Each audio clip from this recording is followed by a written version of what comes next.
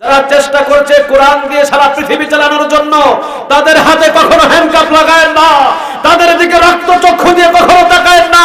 আল্লাহর সিলগালা মারা যারা মুমিন, তাদের বিরুদ্ধে কথা বললে আল্লাহ কখনো সহ্য করবে না। কোরআনের হক কথাগুলো ময়দানে পড়ে তাদেরকে যদি 10 বছর 15 বছর 12 বছর জেলখানায় রাখেন, মুসলমান দাবি করলে আপনি মুসলমান হতে পারবেন না। তোমাকে একটা হামলাও দেওয়া হলো না, কোনোদিন তোমাকে একটা মামলাও দেওয়া হলো না, শুধু হাদিয়া আর হাদিয়া। বোঝা যায় মিষ্টি মারা সুন্নত মানো, জিহাদের ময়দানে যুদ্ধ করা সুন্নত, এই সুন্নত তোমার জীবনে না। এই বাংলার জমিনের ভিতরে নামধারী কিন্তু মুসলমান নামের মুনাফিক আমার ইসলামটাকে জমা করে দিয়েছে। জান্নাতে যেতে হলে 50 বছর কোরআনের দাওয়াত দিয়ে 12 বছর জেলখানায় থেকে এরপর জান্নাতে যেতে হবে, ঠিক কিনা? বাংলার জমিনের ভিতরে সমস্ত চরমনাই, সমস্ত জামাত ইসলাম, সমস্ত যারা মাজার পূজারী আছে, সব মুসলমান যদি এক হয়ে যেতাম, কোন নাস্তিকের বাচ্চার ক্ষমতা ছিল না মুসলমানের দিকে তাকিয়ে কথা বলে। আর বাংলাদেশের কিছু বুদ্ধিজীবী আছে, আমার বাংলাদেশের কিছু কোরআন বিরোধী আছে, কিছু ইসলাম বিরোধী আছে, শুধু আজকের দুনিয়াটাই বুঝে, আগামী যে হিসাবের দুনিয়া আছে ওই দুনিয়া সে বুঝতে চায় না। আমার দেশের নামধারী কিছু টুপিওয়ালা, কিছু দাড়িওয়ালা, নামধারী কিছু মুসলমান নামের মুনাফিকের কোরআনের হক কথা সহ্য হয় না।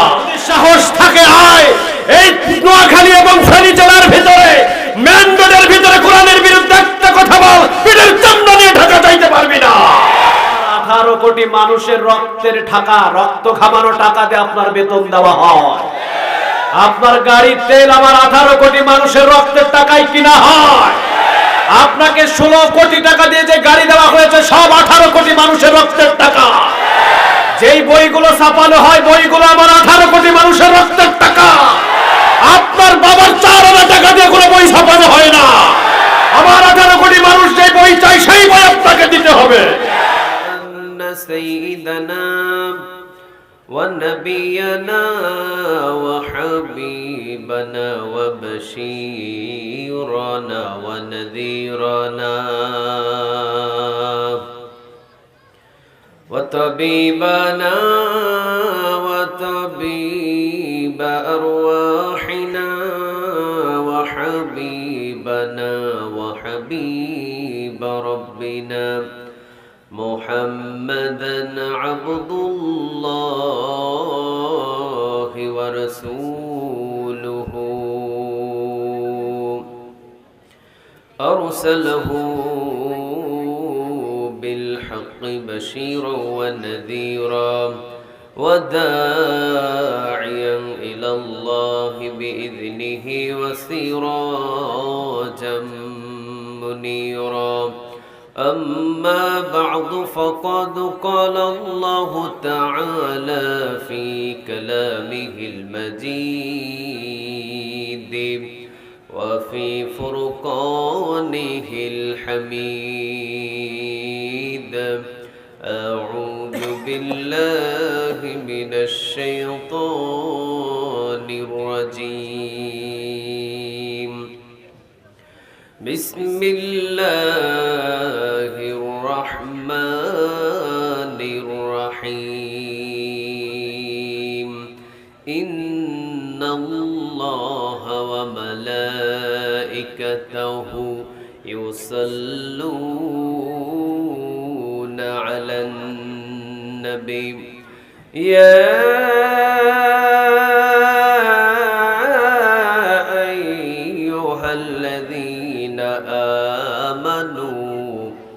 صلوا عليه وسلموا تسليما اللهم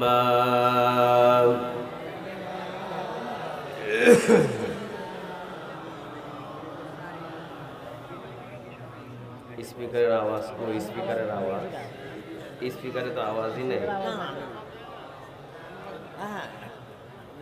اللهم صل على স্পিকার মিক্সার আছে মিক্সার আছে রিভার্ব দেন, না হলে 1 ঘন্টা কথার আগে আমি ছাড়িয়ে দিব ভাই।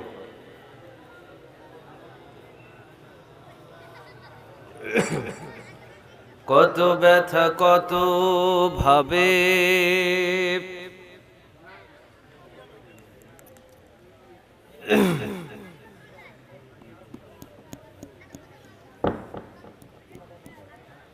কত ব্যথা কত ভাবে শুয়েছ যে তুমি, তোমারি খুনে লাল তায়েফের ভূমি। ফেরেশতা এসে ধ্বংসের হুকুম, লৌহ মাখা মুহাম্মদ প্রাণেতে হযরত। ওয়াল্লাহ ক্ষমা কর হেতায়ে বাসি, ওরা বুঝনি যে আমি যে মুহাম্মদ, হৃদয়ে মুহাম্মদ। আল্লাহুম্মা ইকো দিয়েন না, ইকো দিয়েন না, তবে সাউন্ড বাড়াইতে হবে এখানে।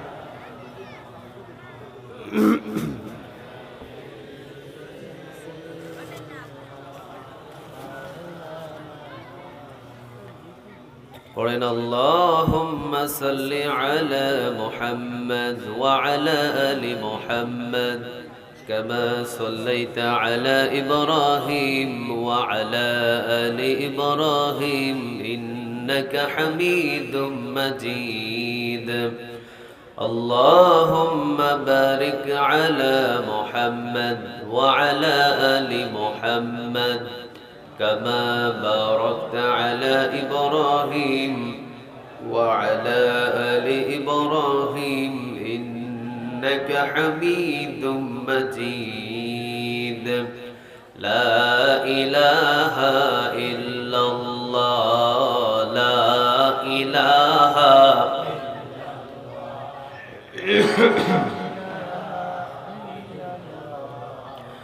لا إله إلا الله، لا إله।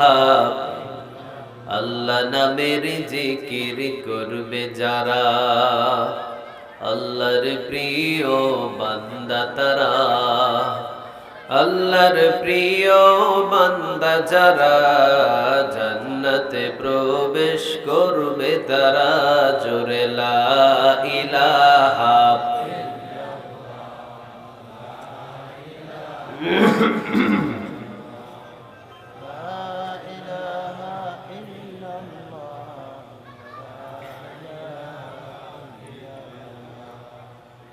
লা ইলাহা ইল্লাল্লাহু মুহাম্মাদুর রাসূলুল্লাহ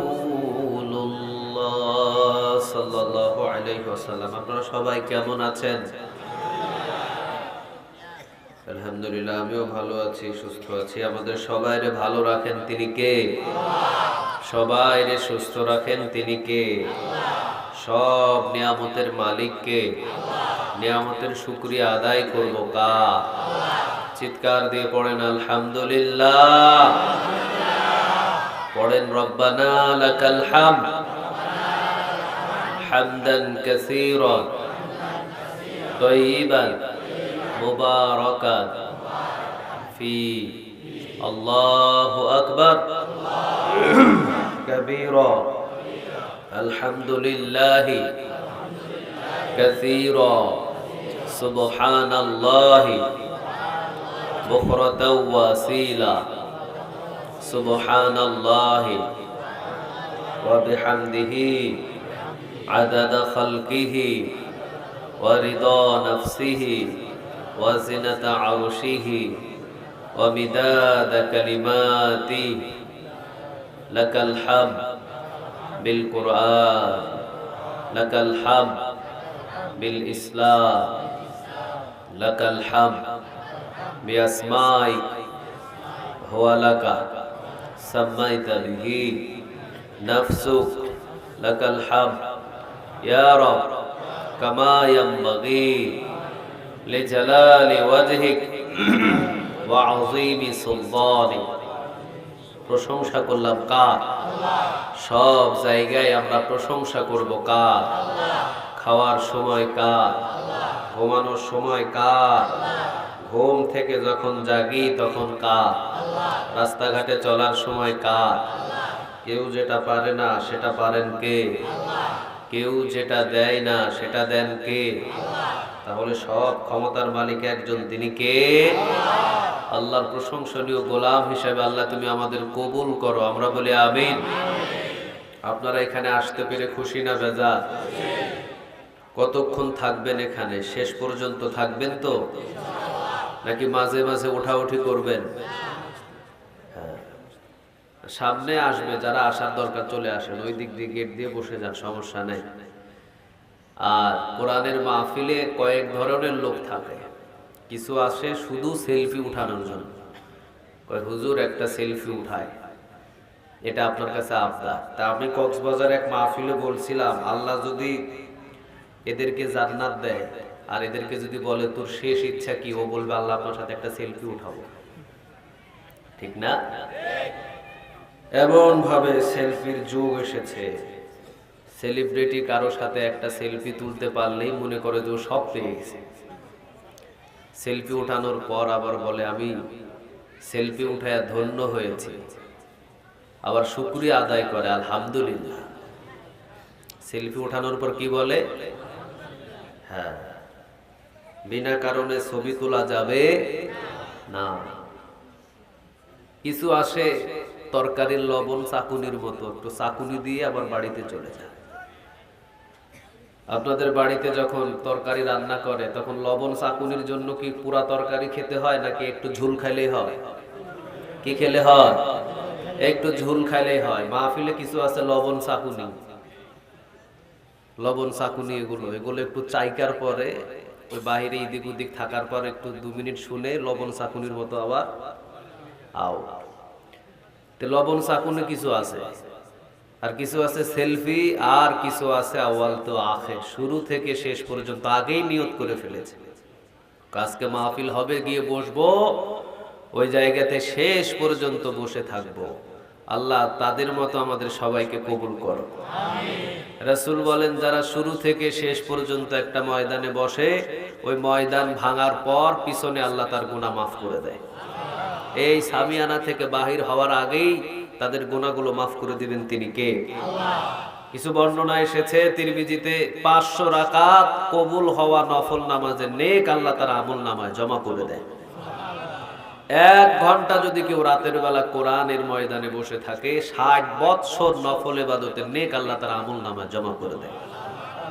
আমরা লবণ চাকুনিও হতে চাই না, সেলফিও নিতে চাই না, আমরা কোরআনের জন্য আজকে রাতটা কাটিয়ে দিব ইনশাআল্লাহ। সারা রাত থাকবেন তো? সারা রাত? হ্যাঁ, দেখা যাক কতক্ষণ থাকে। উত্তরবঙ্গে এক হুজুর চোখ বন্ধ করে ওয়াজ শুরু করেছে, চোখ খুলে দেখে একটাও মানুষ নাই। হুজুর গরম হয়ে কয় এলাকার মানুষ সব ফাসিক, এলাকার মানুষ সব মুনাফিক, এলাকার মানুষ সব কাফের। আমারে ওয়াজের ভিতরে ফালায়া সব গিয়া বাড়িতে ঘুমাইছে। একজন দেখে আমার ভাইয়ের মতো একজন, উনি একটা চেয়ারে বসে আছে। তো এখন সবাই উনি বলছে বক্তা যে যাক এলাকার সবাই কাফের হলেও একজন অন্তত মুমিন পাইছি আমি। তো ওই লোকটা বলতেছে হুজুর আমি মুমিন কিনা জানি না, আমি হলাম মাইক আলা, আপনি মাইক ছাড়েন না, আমি যাইতেও পারি না। তে এইরকম আমি একবারে ওয়াজ নিয়ে আপনাদের সামনে বসি নাই যে আমি 2 ঘন্টা কথা বলবো না, যতটুকু সময় আমাদের শরীরে কুলায় এতটুকু আলোচনা করে আমরা এখানে আগে আগে বিদায় নিব ইনশাআল্লাহ। পৃথিবীর ভিতরে যেখানেই কোরআন থাকে সেখানে শান্তি দান করেন তিনি কে? আল্লাহ। যেখানে কোরআন নাই সেখানে শান্তি না অশান্তি? অশান্তি, অশান্তিতে দিন কাটাতে হয়। এ পর্যন্ত যত মানুষগুলো কোরআন থেকে মুখটা সরিয়ে নিয়েছে তাদের মুখের ভিতরে কোনো নুরানি চেহারা থাকে নাই, চিৎকার দিয়ে বলেন ঠিক কিনা? একজনের চেহারা ওই যে ডারউইনদের মতবাদে বলছে বানর থেকে কি হয়েছে? মানুষ হয়েছে। আরে বানর থেকে কেমনে মানুষ হবে? মানুষই তো বানর হয়েছে, ঠিক কিনা? দাউদ আলাইহিস সালামের জামানায় একটা গ্রুপকে আল্লাহ সুবহানাহু ওয়া তাআলা নিষেধ করলেন যে কোন দিন মাছ ধরা যাবে না, বলেন কোন দিন মাছ ধরা যাবে না। কিন্তু ওরা কৌশল খাটানো শুরু করেছিল, ওই দিন ধরে আটকিয়ে রাখে, পরের দিন মাছ ধরে ফেলে। মাকারু ওয়া মাকারাল্লাহু ওয়াল্লাহু খায়রুল মাকিরিন। আল্লাহ বলছে তুই কত বড় মক্রবাজ, তোর চাইতে বড় মক্রবাজ আমি আল্লাহ, ঠিক কিনা? তুমি কত বড় মক্রবাজ, তুমি কোন চাল চালো, তুমি কোন গোপনে কোন কোরআনের মাহফিল বন্ধ করো, তুমি কোন পিছনে ঘুরছো, পৃথিবীর কেউ না জানলেও একজনা জানেন, তিনি কে? আল্লাহর চোখে কখনো ফাঁকি দেওয়া যাবে?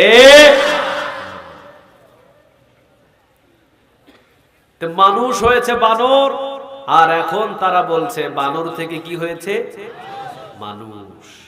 আর ওই বইয়ের ভিতরে ষষ্ঠ শ্রেণী সপ্তম শ্রেণী আমার এই কচি কাঁচা যুবক ছোট ছোট এদের মেধার ভিতরে ঢোকানো হচ্ছে।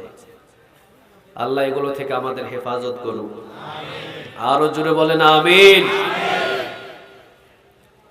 যারা বই ছাপায়, যারা শিক্ষামন্ত্রী বলেন, যারা দায়িত্বে আছেন, আমরা বাংলাদেশের 18 কোটি মানুষ যেই বই চায়, আপনি শিক্ষামন্ত্রী সেই বই করতে বাধ্য থাকবেন, ঠিক কিনা?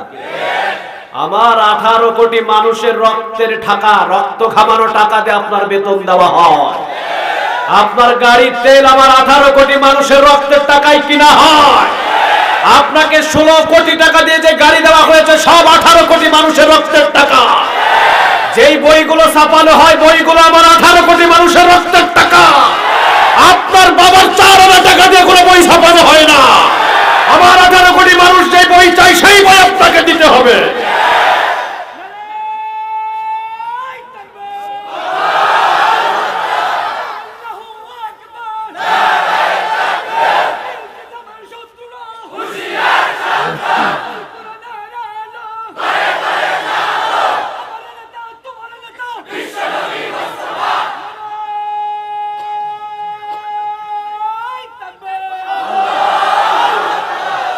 বই পড়বে আমার সন্তান, বই পড়বে আমার ভাই, আমার ভাতিজা, আমার ছেলে।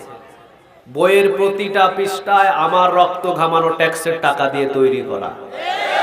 ওই বইতে আমার ইসলাম বিরুদ্ধে কোনো কথা লেখা থাকবে, ওইটা আমরা মুমিন কখনো সহ্য করব?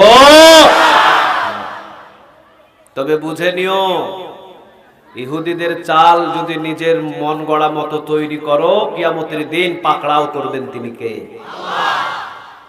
আখিরাত বরবাদ হয়ে যাবে।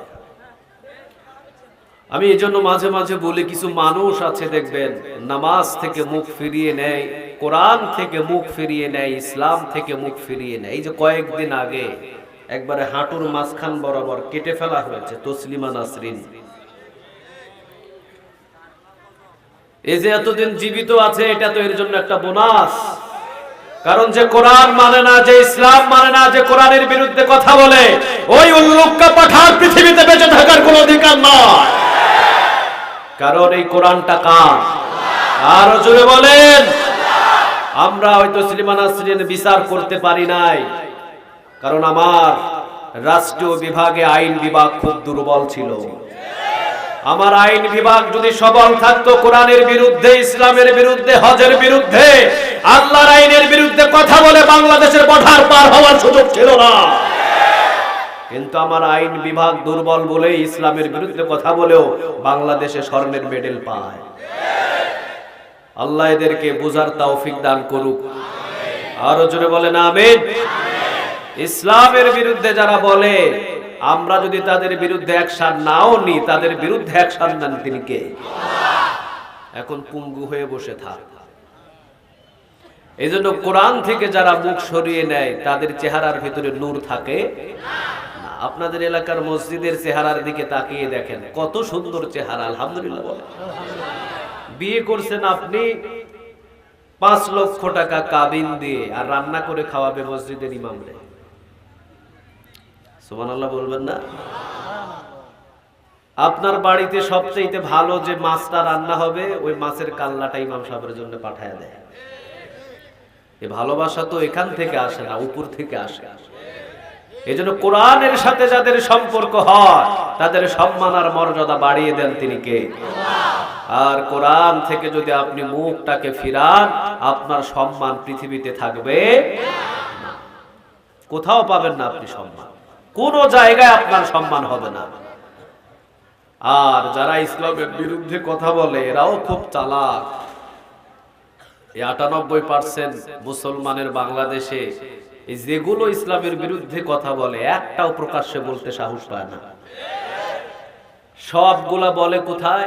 যেখানে পুলিশ পাহারা দিয়েছে, র‍্যাব পাহারা দিয়েছে, 50-1000 পুলিশ পাহারা দিয়েছে, ওই জায়গায় টুকিটাকি কিছু কথা বলে। আরে বেটা, টকশোর ভিতরে নয়, ফেসবুক লাইভের ভিতরে নয়, ঢাকা শহরের ভিতরে নিজের ঘরের দরজা বন্ধ করে নয়, যদি সাহস থাকে আয় এই নোয়াখালী এবং ফেনী জেলার ভিতরে মেন রোডের ভিতরে কোরআনের বিরুদ্ধে একটা কথা বল, পিঠের চামড়া নিয়ে ঢাকা যাইতে পারবি না।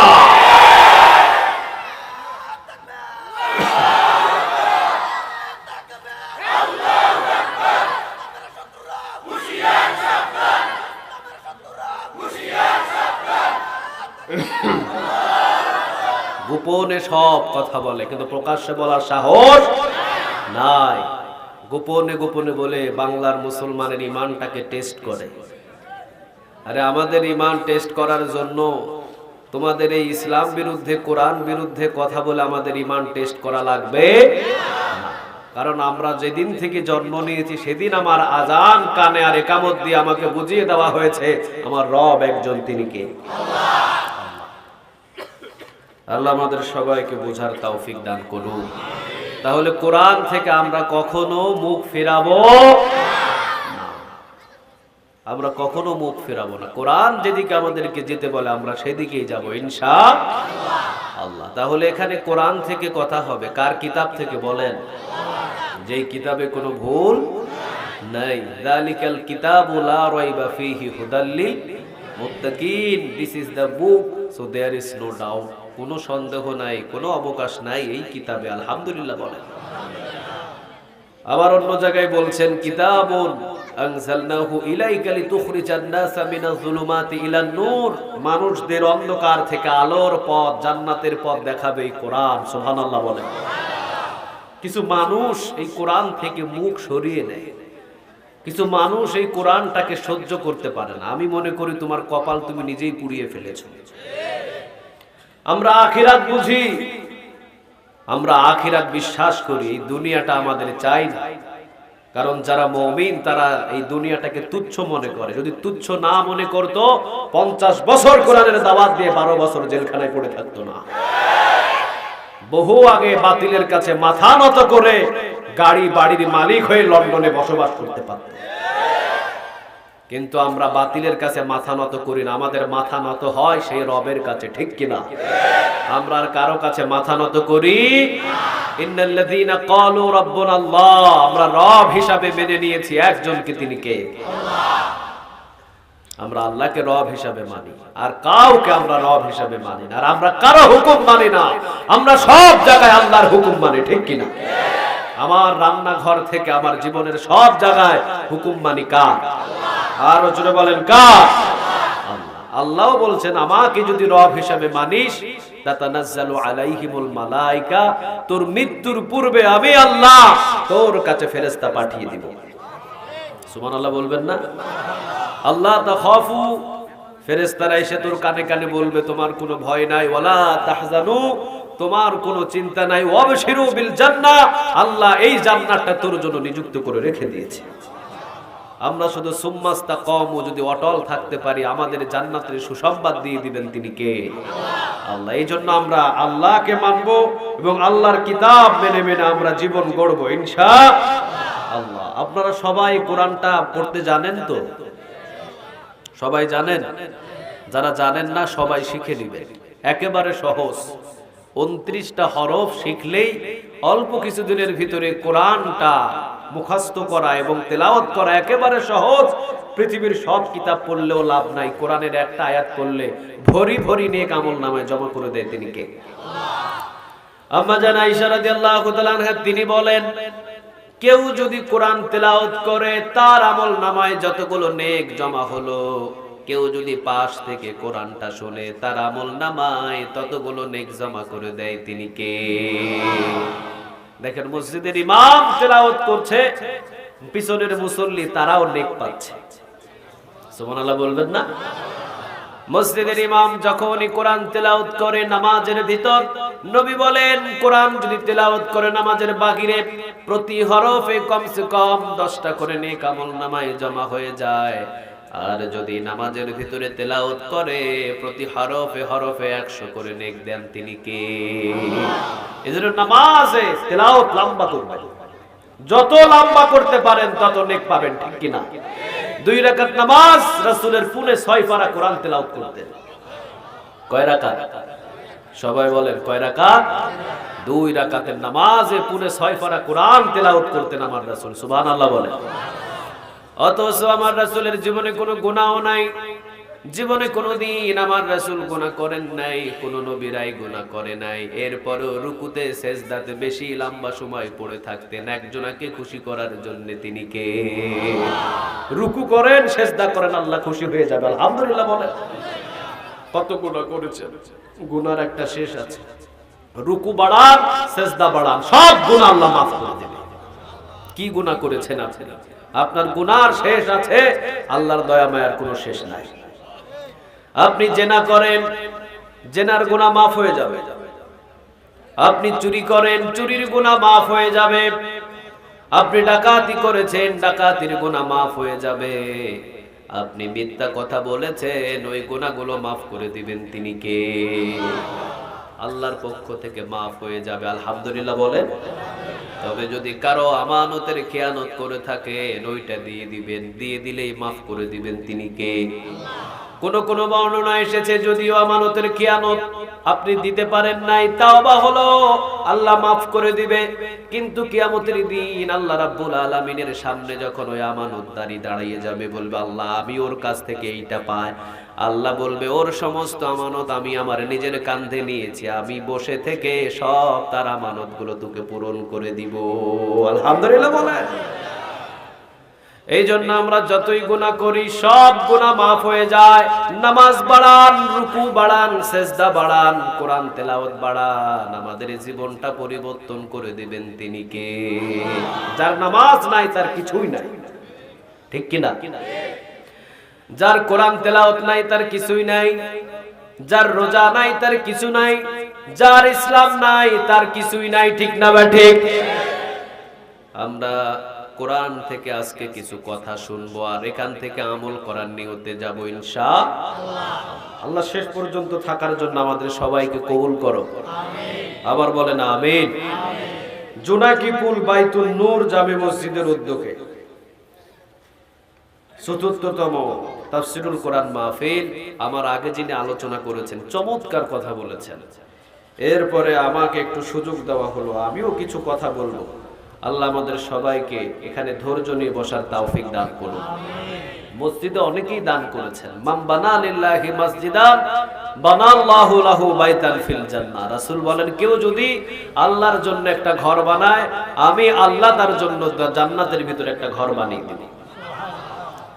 এই জন্য আরবিয়ান যারা আছে সবাই একটা করে মসজিদ বানায়, সব সময়ের জন্য বৃদ্ধ যখন হয়ে যায় একটা মসজিদ বানায়। জীবনের সব অর্থ খরচ হলেও ঘর বানাই কার জন্য বলেন?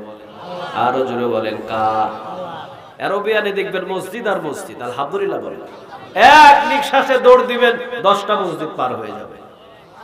বাড়ি বাড়ি মসজিদ, ঘরে ঘরে মসজিদ। কারণ মান বানা লিল্লাহি মাসজিদান বানাল্লাহু লাহু বাইতান ফিল জান্নাহ। কেউ যদি আল্লাহর জন্য একটা দুনিয়ায় ঘর বানায়, তার জন্য জান্নাতে ঘর বানাবেন তিনি কে? আল্লাহ। এই জন্য তারা মসজিদ বানায়, কারণ মসজিদ ঘরটা কার? আল্লাহ। আর আরেক বর্ণনা এসেছে পাখির বাসা পরিমাণ। একটা পাখির বাসার কতটুকুই হয়? চিকন একটা ডালের ভিতরে গাছের যে একটা ছোট্ট পাখির বাসা, রাসূল বলেন এই ছোট্ট পাখির বাসা পরিমাণও যদি কেউ একটু মসজিদের জায়গার ব্যবস্থা করে দেয়, তার জন্য একটা জান্নাতে ঘর হয়ে যাবে। মন খুলে খুলে মসজিদে দান করবেন, কারণ এই মসজিদ পৃথিবীর কারো ঘর হয় না, এই মসজিদ ঘর হয় কার? আল্লাহ। তো আল্লাহ রাব্বুল আলামিন আপনাদের এই মসজিদকে কবুল করুক, বাকি যে কাজগুলো আছে কাজগুলো সম্পূর্ণ করার তৌফিক দান করুক, আমরা বলি আমিন। যারা দান করেছেন তাদের দান কবুল করো, যারা দেন না তাদেরকে দেওয়ার মন মানসিকতা দান করো। আসুন আমরা কোরআন থেকে কথা শুরু করি। এই কোরআনের মাহফিলে আমরা বসেছি, কোরআন থেকে কথা শুনবো, কিন্তু এই কোরআনের বিরুদ্ধেও আবার আমার পৃথিবীতে বহু মানুষ কাজ করে। অনেকেই চেষ্টা করে এই কিতাবটাকে কিভাবে শেষ করে দেওয়া যায়, কিতাবটাকে কিভাবে বন্ধ করে দেওয়া যায়। মসজিদ ভেঙে দেওয়া হয়, মাদ্রাসায় তালা দেওয়া হয়, আলেম ওলামাদের গলায় ফাঁসি লাগিয়ে দেওয়া হয়, কোরআনের মাহফিলে 144 ধারা জারি করা হয়, ঠিক কিনা? কিন্তু কোরআন কখনো বন্ধ হয়? এটা একটা চারা বীজের মতো, যেখানেই দাফন করবেন ওখান থেকে গাছ উঠে যাবে। সুবহানাল্লাহ বলবেন না? 10 জনাকে ফাঁসি দিয়ে দাফন করবেন, 10,000 ওই জায়গা থেকে জন্ম নেবে, ঠিক না বা ঠিক? একজন মুফাসসিরকে যদি আপনারা বন্দী করে ফেলেন, 10 জন মুফাসসির জন্ম দিবেন, তিনি কে? আল্লাহ বলেন ইন্না নাহনু নাযালনা যিকরা ওয়া ইন্না লাহু লাহাফিজুন। বলেন কথাটা কার? হেফাজতের দায়িত্ব নবী আমি পৃথিবীর কাউরে দিই নাই, হেফাজতের দায়িত্বটা কার? আল্লাহ বলেন আমি হেফাজত করব। ও আবু জাহেল, আবু লাহাব, বাসাই বাবু গিরা এই কোরআনের 4 আনা ক্ষতি করতে পারবে না। নাজিল করেছি আমি, হেফাজত করবেন তিনি কে? দাওয়াতের কাজে বাধা, নবী যেদিকেই যায় সেদিকেই আবু জাহেল, নবী যেখানেই যায় সেখানেই আবু জাহেল। এক এলাকায় নবী গিয়ে হাজার হাজার শত শত মানুষদের জমায়েত, আপনাদের মতো সবাই বসে আছেন। রাসূল গাছের গোড়ায় উঁচু একটা স্থানে উঠে কোরআনের দাওয়াত দিবেন, এমন সময় আবু জাহেল এসে বলল, এই পাগলের কোনো কথা শোনো না, এটা হলো মক্কার একটা পাগল। নাউজুবিল্লাহ নাই? এই পাগলের কথায় তোমরা কান দিও না, ওর সাথে যার দেখা হয় তাই পাগল হয়ে যায়। নাউজুবিল্লাহ। সবাই চলে যাও বাড়ি বাড়ি, সবাই চলে যাও নিজের বাড়ি, সবাই চলে যাও নিজের বাড়ির দিকে। চতুর্দিক থেকে সব মানুষগুলো বাহির হয়ে চলে গেল, চতুর্দিকে সব মানুষের জমায়েত ভেঙে গেল। রাসূল কথা বলতে পারলেন না, মন বেজার হলো। আয়াত নাজিল করলেন তিনি কে? আল্লাহ বললেন ইউরিদুনা লিয়ুতফিউ নূরাল্লাহি বিআফওয়াহিহিম ওয়াল্লাহু মুতিম্মু নূরিহি ওয়ালাউ কারিহাল কাফিরুন। বলেন কথাটা কার? যদি আগুন লেগে ধ্বংস হয়ে যায়, ধ্বংস হয়ে যায়, যদি আগুন লেগে যাই পুড়ে যায়, আগুন লেগে যাই পুড়ে যায়, পৃথিবীর সব বইয়ের দোকান বিশ্ব থেকে হারাবে না পবিত্র কোরআন, বিশ্ব থেকে হারাবে না পবিত্র কোরআন। আওয়াজ দিয়ে বলেন ঠিক কিনা? সব কিতাব জ্বলে যাবে, কোরআনের একটা আয়াত কেউ পৃথিবী থেকে সরাতে পারবে? কারণ এইটার হেফাজতের দায়িত্ব কার? আরো জোরে বলেন। আল্লাহ রাব্বুল আলামিন বললেন নবী আপনি মন খারাপ করবেন না। ইউরিদুনা লিয়ুতফিউ নূরাল্লাহি বিআফওয়াহিহিম ওয়াল্লাহু মুতিম্মু নূরিহি ওয়ালাউ কারিহাল কাফিরুন। আবু জাহেল চায় কোরআনটারে থামিয়ে দিতে, আর আমি আল্লাহ চাই পৃথিবীর এই প্রান্ত থেকে ওই প্রান্ত কোরআন পৌঁছে দিতে। আলহামদুলিল্লাহ। আবু জাহেল চায় আপনার দাওয়াত বন্ধ করতে, আর আমি চাই পৃথিবীর আনাচে কানাচে দাওয়াত পৌঁছাতে, ঠিক না বেঠে?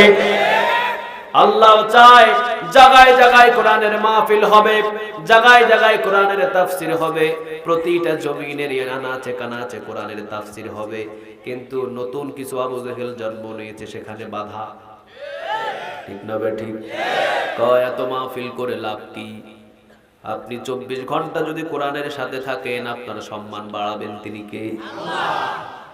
ওমরের সম্মান এমনি এমনি হয় নাই, আবু বকরের সম্মান এমনি এমনি হয় নাই। 24 ঘন্টা কোরআনের সাথে থাকায় খলিফা হিসাবে নিযুক্ত করেছেন তিনি কে?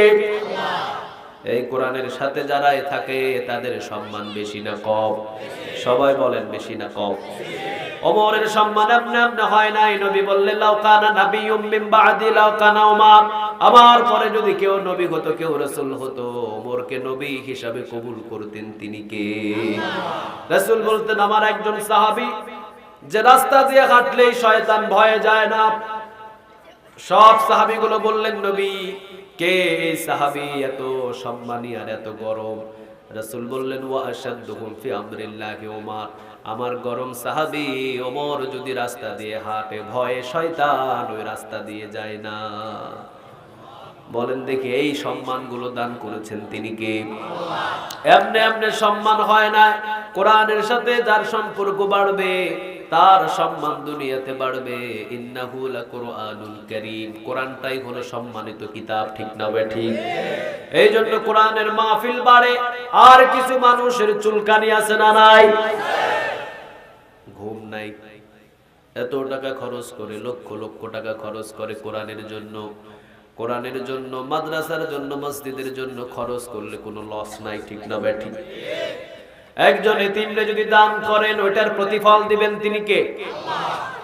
একজন মিসকিনকে যদি এক বেলা খাবার খাওয়ান আপনাকে জান্নাতের মেহমানদারি করবেন তিনি কে? এতিমদেরকে যদি এক বেলা খাবার খাওয়ান কিয়ামতের দিন মেহমান হবেন কার? আর যদি মিসকিনদের বেশি বেশি করে খাওয়ান আপনার হায়াতের ভিতরে বরকত দিবেন তিনি কে? লাভ আর লাভ। আলহামদুলিল্লাহ বলেন। মসজিদ বানান লাভ আছে না নাই? মাদ্রাসা বানান লাভ আছে না নাই? আর মমতা জাফারে নিয়ে সে যদি গানের কনসার্ট করেন কত লাভ? আখিরাত বরবাদ, ঠিক না ঠিক? গানের কনসার্ট করবেন, মেয়েদেরকে নাচাবেন, গানের ডেক সেট বাজাবেন, মেয়েদেরকে নাচবেন, মেয়ে পুরুষ একসাথে নাচবেন, গজব নাজিল করবে তিনি কে? আর কোরআনের মাহফিল করবেন, কোরআনের ময়দানে আঞ্জাম দেবেন, আকাশ থেকে খুশি হয়ে যাবেন তিনি কে? আলহামদুলিল্লাহ বলেন। এই জন্য আমাদের কোনো ভয় নাই, কারণ কিতাব নিয়ে আমাদের ভয় নাই। যতদিন পৃথিবী থাকবে কিতাবটা হেফাজতের দায়িত্ব কার? এই চেয়ারে যদি আমি মাহমুদুল হাসান না থাকে আর একজন এই চেয়ারে কথা বলার জন্য তৈরি করবেন তিনি কে? আলহামদুলিল্লাহ বলে।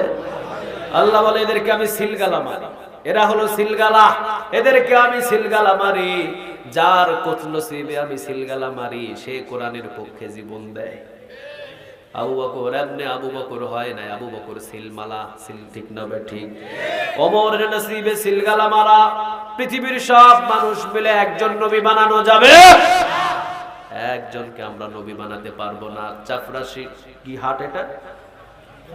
হ্যাঁ, চাপরাশি হাট, জোনাকিপুল চাপরাশি হাট এলাকার সব মানুষ মিলে আমরা একজন নবী বানাবো, পারবেন? পুরা ফেনী শহর মিলে একটা নবী বানাবো, পারবেন? পুরা চট্টগ্রাম বিভাগ সব মানুষ মিলে একজনকে আমরা ভোট দিয়ে নবী বানাবো। পুরা ঢাকা শহর, পুরা বাংলাদেশ, কারো কারো সন্দেহ আছে মনে হয়? পুরা ইন্ডিয়া, পাকিস্তান, জাপান, সারা পৃথিবীর সব মানুষ মিলে যদি একজনকে আমরা ভোট দিয়ে নবী বানাই তারপরও আমরা কাউকে নবী বানাতে পারবো? কি হয় ভাই, মাঝে মাঝে চাইয়ে না বা জলিপুরি সব শেষ হয়ে যাবে, সাবধান। দা মাইক ভালো, একবারে খারাপ না, কথা বলতেছি ভালোই লাগতেছে। তাহলে পৃথিবীর সব মানুষ মিলে একজনকে আমরা কেউ নবী বানাতে পারবো না। নবী ইলেকশনে হয় না, নবী হয় সিলেকশনে। সিলেকশন করেন তিনি কে? আল্লাহ বলে কোরআনের বন্ধু, কোরআনের কর্মী সবাই হবে না, যাকে সিলগালা মারবো সে হবে কোরআনের কর্মী। আলহামদুলিল্লাহ বলে। যার নসিবে সিলগালা মারবে সে হবে কোরআনের কর্মী। কোরআনের কর্মীটা সবার নসিবে হয় না। কিছু মানুষ আছে কোরআনের বিরুদ্ধে কথা বলে আখিরাত নষ্ট করে, ঠিক না ঠিক? আর কিছু মানুষ আছে কোরআনের জন্য রিমান্ডে যায়, এরপরেও মুখের হাসি আছে না নাই? রফিকুল ইসলাম মাদানী ছোট মানুষ, একেবারেই ছোট, বয়স আমাদের মতোই, ফারেক হয়েছে। আমরা তো যখন কামেল করেছি ঠিক ওই টাইমে তার ফারেক শেষ। কি এমন ক্ষতি করেছে? কোনো ক্ষতি করে নাই, শুধু কোরআনের হক ডোজগুলো দিয়েছে অ্যান্টিবায়োটিক। কিছু আছে মুনাফিক মার্কা সহ্য করতে পারে না। এই কোরআনের সব কথা মুনাফিকের সহ্য হয়, কাফেরের সহ্য হয়, নাস্তিকের সহ্য হয়, হিন্দুর সহ্য হয়, খ্রিস্টানের সহ্য হয়। কিন্তু আমার দেশের নামধারী কিছু টুপিওয়ালা, কিছু দাড়িওয়ালা, নামধারী কিছু মুসলমান নামের মুনাফিকের কোরআনের হক কথা সহ্য হয় না। নিজে দাবি করে মুসলমান, আমরাও তো নামাজ পড়ি, আমরাও তো কোরআন পড়ি। কিসের কোরআন পড়ো? কি কোরআন পড়ো তুমি? কোরআনে কি বলেছে তুমি কচুও বুঝো না। কোরআন যদি সঠিকভাবে বুঝতে, জীবনে কোনো আলেমের দিকে আঙ্গুল তুলে একটা কথা বলার সাহস ছিল না। জীবনে কখনো আলেমের গায়ে এবং পায়ে কোনো বেতের বাড়ি ফেলানোর সাহস ছিল না। জীবনে কখনো কোনোদিন আলেমদের হাতে এবং পায়ে ডান্ডা বাড়ি ফেলানোর সাহস ছিল না। কারণ যে জমিন আলেমদের রক্ত ঝরে, ওই জমিনের উপরে রাগান্বিত হয় তিনি কে? যেই জমিনের উপরে এতিমদের অত্যাচার হয়, ওই জমিনটা কাঁপতে থাকে, ঠিক না ঠিক? যেই জমিনের উপরে মিসকিনদের উপরে অত্যাচার হয়, ওই জমিনটা কাঁপতে থাকে। যেই জমিনের উপরে আলেমদেরকে পিটানো হয়, নারাজ হয়ে যায় তিনি কে? আল্লাহ সকল আযাব থেকে তুমি আমাদের হেফাজত করো। আরো জোরে চিৎকার দিয়ে বলেন আমিন। মুসলমান দাবি করে আবার আলেমদেরকে ধরে ধরে পিটায়। মুসলমান দাবি করে আবার মসজিদে তালা ঝুলিয়ে দেয়। মুসলমান দাবি করে আবার মাদ্রাসাগুলো বন্ধ করে দেয়। মুসলমান দাবি করে আবার আলেম ওলামাদের বিরুদ্ধে কথা বলে। মুসলমান দাবি করে আবার মুসল্লিদের রক্ত ঝরায়। তোমরা মুসলমান নয়, তোমরা মুসলমান নামের মুনাফিক। মুনাফিক জাহান্নামের একেবারে তলদেশে পাঠাবেন তিনি কে? এই বাংলার জমিনের ভিতরে হিন্দু যতটা ইসলামের ক্ষতি না করতে পেরেছে, খ্রিস্টান যত বেশি ইসলামের ক্ষতি না করতে পেরেছে, একজন নাস্তিক ইসলামের যত ক্ষতি না করতে পেরেছে, আমার এই বাংলার জমিনের ভিতরে নামধারী কিন্তু মুসলমান নামের মুনাফিক আমার ইসলামটাকে জমা করে দিয়েছে। আজকে এদের জন্য আমাদের এই বাংলার জমিনের ভিতরে ইসলামটা নিয়ে খুব তড়নড় চলছে। হিন্দুর সাহস ছিল না, হিন্দুর সাহস ছিল না। দারোয়েনের মতবাদ, বানর থেকে মানুষ হয়েছে, এই কথাটা কোন বইয়ের ভিতরে লিখে দেওয়া। কোন হিন্দুর সাহস নাই, কোন খ্রিস্টানের সাহস নাই, কোন নাস্তিকের সাহস নাই। 98% মুসলমানদের দেশে ওদের সাহস নাই। সাহস আছে আমার আর আপনার মতো নামধারী কিন্তু মুসলমান নামের মুনাফিকের। এই জন্য এই মুনাফিক এদেরকে জাহান্নামের তলদেশে জ্বালাবেন তিনি কে? ইন্নাল মুনাফিকিনা ফিদ দারকিল আসফালি মিনান নার। মুনাফিকের স্থান হলো জাহান্নামের তলদেশ। খবরদার! মসজিদের মিটিং এ বসবেন এক কথা, আবার মসজিদের মিটিং এর বাহিরে আরেক কথা। এটা কখনো মুমিন হতে পারে না। কোরআনের মাহফিলের সামনে থাকলে এক কথা, আবার পিছনে আরেক কথা, ঠিক না ঠিক? সামনে এক পিছনে আরেক, এর নাম মুনাফিক। সামনে চেহারা একরকম, পিছনে আরেক রকমের নাম মুনাফিক, ঠিক না ঠিক? আল্লাহ মুনাফিক থেকে তুমি আমাদের হেফাজত করো। আমিন বলেন আমিন। যশোর এক জায়গায় মাহফিলে গেলাম। অমুক বড় একজন নেতার কাছ থেকে অনুমতি নিতে হবে। নেতার কাছ থেকে মাহফিলের অনুমতি পেল রাতের 12টায়। আমাকে বলল হুজুর আসেন। আমি চলে গেলাম, ঘরে বসলাম। রাতের 8টায় 7টার সময় নোটিশ এলো মাহফিল বন্ধ। নেতার কাছে যাওয়া হলো। তিনি বললেন আমি তো অনুমতি দিয়ে দিয়েছি, আপনারা যান। কিন্তু ওইদিকে মুখে বলে অনুমতি, ভিতর দিয়ে কয় বন্ধ করো। উপরে বলে অনুমতি দিলাম, ভিতরে ভিতরে বলে বন্ধ করে দাও। এরাই হলো মুনাফিক, ঠিক না ঠিক? এই জন্য সব জায়গায় দেখবেন মুনাফিক সামনে বলবে একরকম কথা, মুনাফিকের পিছনে আরেক রকম কথা। এদেরকে জাহান্নামের তলদেশে জ্বালাবেন তিনি কে? একেবারে জাহান্নামের তলদেশ। রাসূলের জামানায় একজন মুনাফিক ইন্তেকাল করলেন। নাম কি বলেন? নাম কি? আব্দুল্লাহ ইবনে উবাই। ওর ছেলের নাম ছিল আব্দুল্লাহ। আলহামদুলিল্লাহ বলেন। ছেলে কত সুন্দর মুমিন। ছেলে হলো রাসূলের সাহাবী আব্দুল্লাহ ইবনে উবাই, সে হলো মুনাফিক। রাসূলের পিছনে নামাজ পড়তো, ঠিক না বেঠিক? রাসূলের জামানায় যদি মুনাফিক থাকে, আমাদের জামানায় মুনাফিক আছে না নাই? আর জোরে বলেন আছে না নাই? এই মুনাফিক যতদিন পর্যন্ত আমাদের মাথার উপরে বসে থাকবে, ততদিন বাংলাদেশে কখনো শান্তি পাওয়া যাবে না। মুনাফিক যতদিন আমাদের মাথার উপরে বসে থাকবে, আমরা শান্তি পাবো না। আর যতদিন আমরা মুনাফিকদেরকে শেষ না করতে পারবো, ততদিন আমাদের ঘুমও হবে না, ঠিক না বেঠিক? আল্লাহ মুনাফিকদেরকে চিহ্নিতভাবে চেনার আমাদের তৌফিক দান করো। আর জোরে বলেন আমিন। আব্দুল্লাহ ইবনে উবাই মুনাফিক। রাসূল সাল্লাল্লাহু আলাইহি ওয়াসাল্লাম রওনা দিলেন, জানাজার নামাজ পড়বে। ওমর বললেন, নবী আপনি জানাজার নামাজে যেতে পারবেন না, আপনাকে জানাজার নামাজে আমি যেতে পারবো না। সাথে সাথে আব্দুল্লাহ ইবনে উবাইয়ের ছেলে আব্দুল্লাহ এসে রাসূলের সামনে বলছেন, নবী আমার বাবা। রাসূল সাহাবীর চোখের পানি দেখে বললেন, ওমর আমাকে ছেড়ে দাও, আমি জানাজার নামাজ পড়তে যাই। জানাজার নামাজ পড়ার আগে আব্দুল্লাহ বললেন, নবী আমার বাবা যদিও মুনাফিক, কিন্তু আপনি আমাকে আপনার একটা জামা মুবারক দেন, আপনার জামা মুবারক পরিয়ে আমি তাকে দাফন করব। রাসূলের নিজের জামা মুবারক দিয়ে দিলেন আর বললেন, যাও তোমার বাবাকে আমার নিজের জামা মুবারক দিয়ে দাও।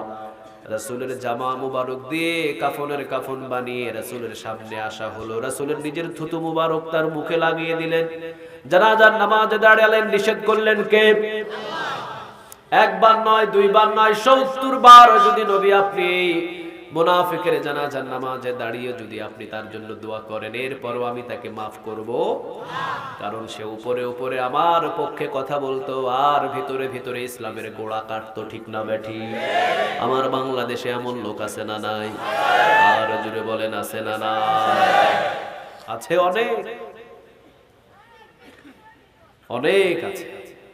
দেখবেন এইদিকে কোরআনের পক্ষেও কথা বলে, ইসলামের পক্ষেও কথা বলে, মাদ্রাসার পক্ষেও কথা বলে, আবার ওইদিকে যখন ডাক পড়ে ইসলাম বিরোধী, কোরআন বিরোধী, ওদের সাথেও বসে চা খায়। এদিকে মসজিদের সভাপতি, মসজিদের সেক্রেটারি, মাদ্রাসার সেক্রেটারি, আবার ওইদিকে মমতাজের গানের কনসার্টের সভাপতি। এরা হলো মুনাফিক। এরা কি বলেন? মুনাফিক। এদেরকে যতদিন আমরা উপর থেকে নিচে না নামাতে পারবো, ততদিন কোথাও শান্তি পাওয়া যাবে না। মুমিন যখন চেয়ারগুলোতে বসে যাবে, পুরা জমিনটা জান্নাতের বাগান হয়ে যাবে। আলহামদুলিল্লাহ বলে। ওমরের মতো একজন যদি মুমিন বসে যায়, পুরা জমিনটা শান্ত করে দিবেন তিনি কে?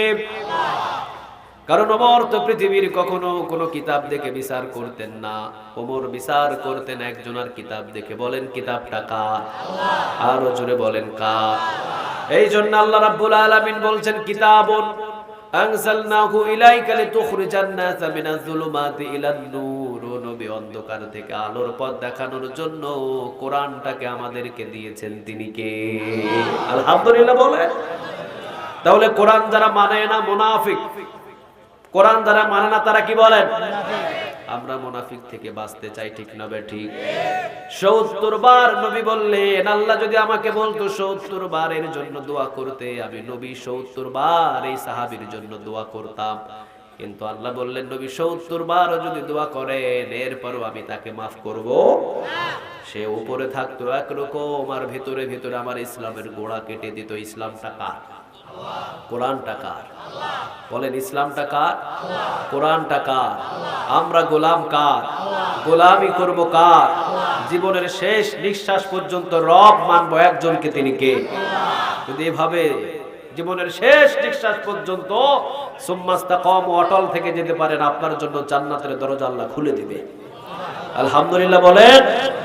তাহলে আমরা ছোট্ট একটা আয়াত পেলাম, কিতাবুন পড়েন, কিতাবুন আনজালনাহু ইলাইকা লিতুখরিজান নাসা মিনাজ যুলুমাতি ইলান নূর। মানুষদেরকে অন্ধকার থেকে আলোর পথ দেখানোর জন্য কিতাবটারে নাজিল করে দিয়েছেন তিনি কে? এই কোরআন যেখানে থাকে সেখানে শান্তি এসে যায়। আলহামদুলিল্লাহ বলেন। নামাজ কায়েম করতে হবে, এই হুকুমটা কার? সবাই বলেন কার?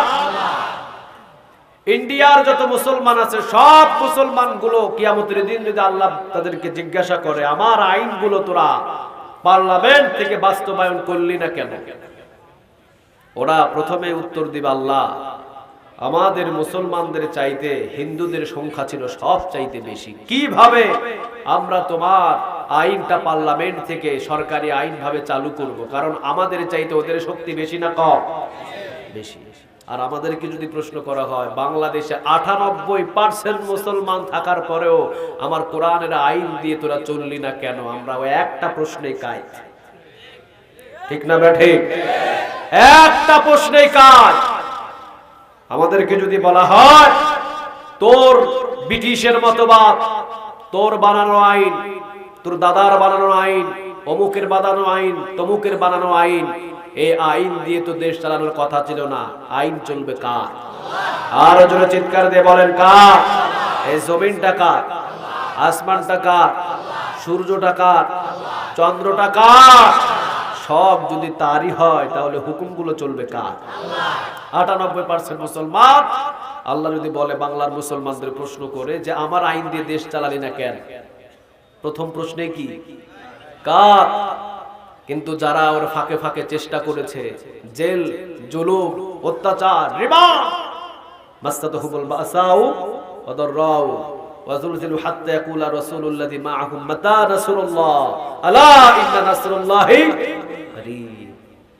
কঠিন মুসিবত এসেছে, ধৈর্য ধারণ করেছে, অন্তত তারা বলবে ইয়া রব আমরা 24 ঘন্টা চেষ্টা করেছি এই কোরআন যাতে পার্লামেন্টে যায় এবং পার্লামেন্ট থেকে কোরআনের আইন দিয়ে দেশ চলে, আমরা তোমার আইন চাই। 24 ঘন্টা চেষ্টা করতে করতে ঠাস করে একদিন মৃত্যু হয়েছে, আল্লাহ বলবে তোকে মাফ করে দিলাম, কারণ সে চেষ্টা করেছে কার আইন মানার জন্য? সবাই বলেন কার? আপনি নিজেও মানেন না, যে মানে তাকেও টিটকারি করেন, আপনি মুনাফিক ছাড়া ভালো কিছু নয়। আপনি নিজে তো কোরআন মানেন না, যে মানে তার হাতে পায়ে ডান্ডা লাগে, ডান্ডা বেড়ি পরান, আপনি কখনো মুসলমান হতে পারেন না। যারা কোরআনের হক কথাগুলো ময়দানে পড়ে তাদেরকে যদি 10 বছর 15 বছর 12 বছর জেলখানায় রাখেন, মুসলমান দাবি করলে আপনি মুসলমান হতে পারবেন না।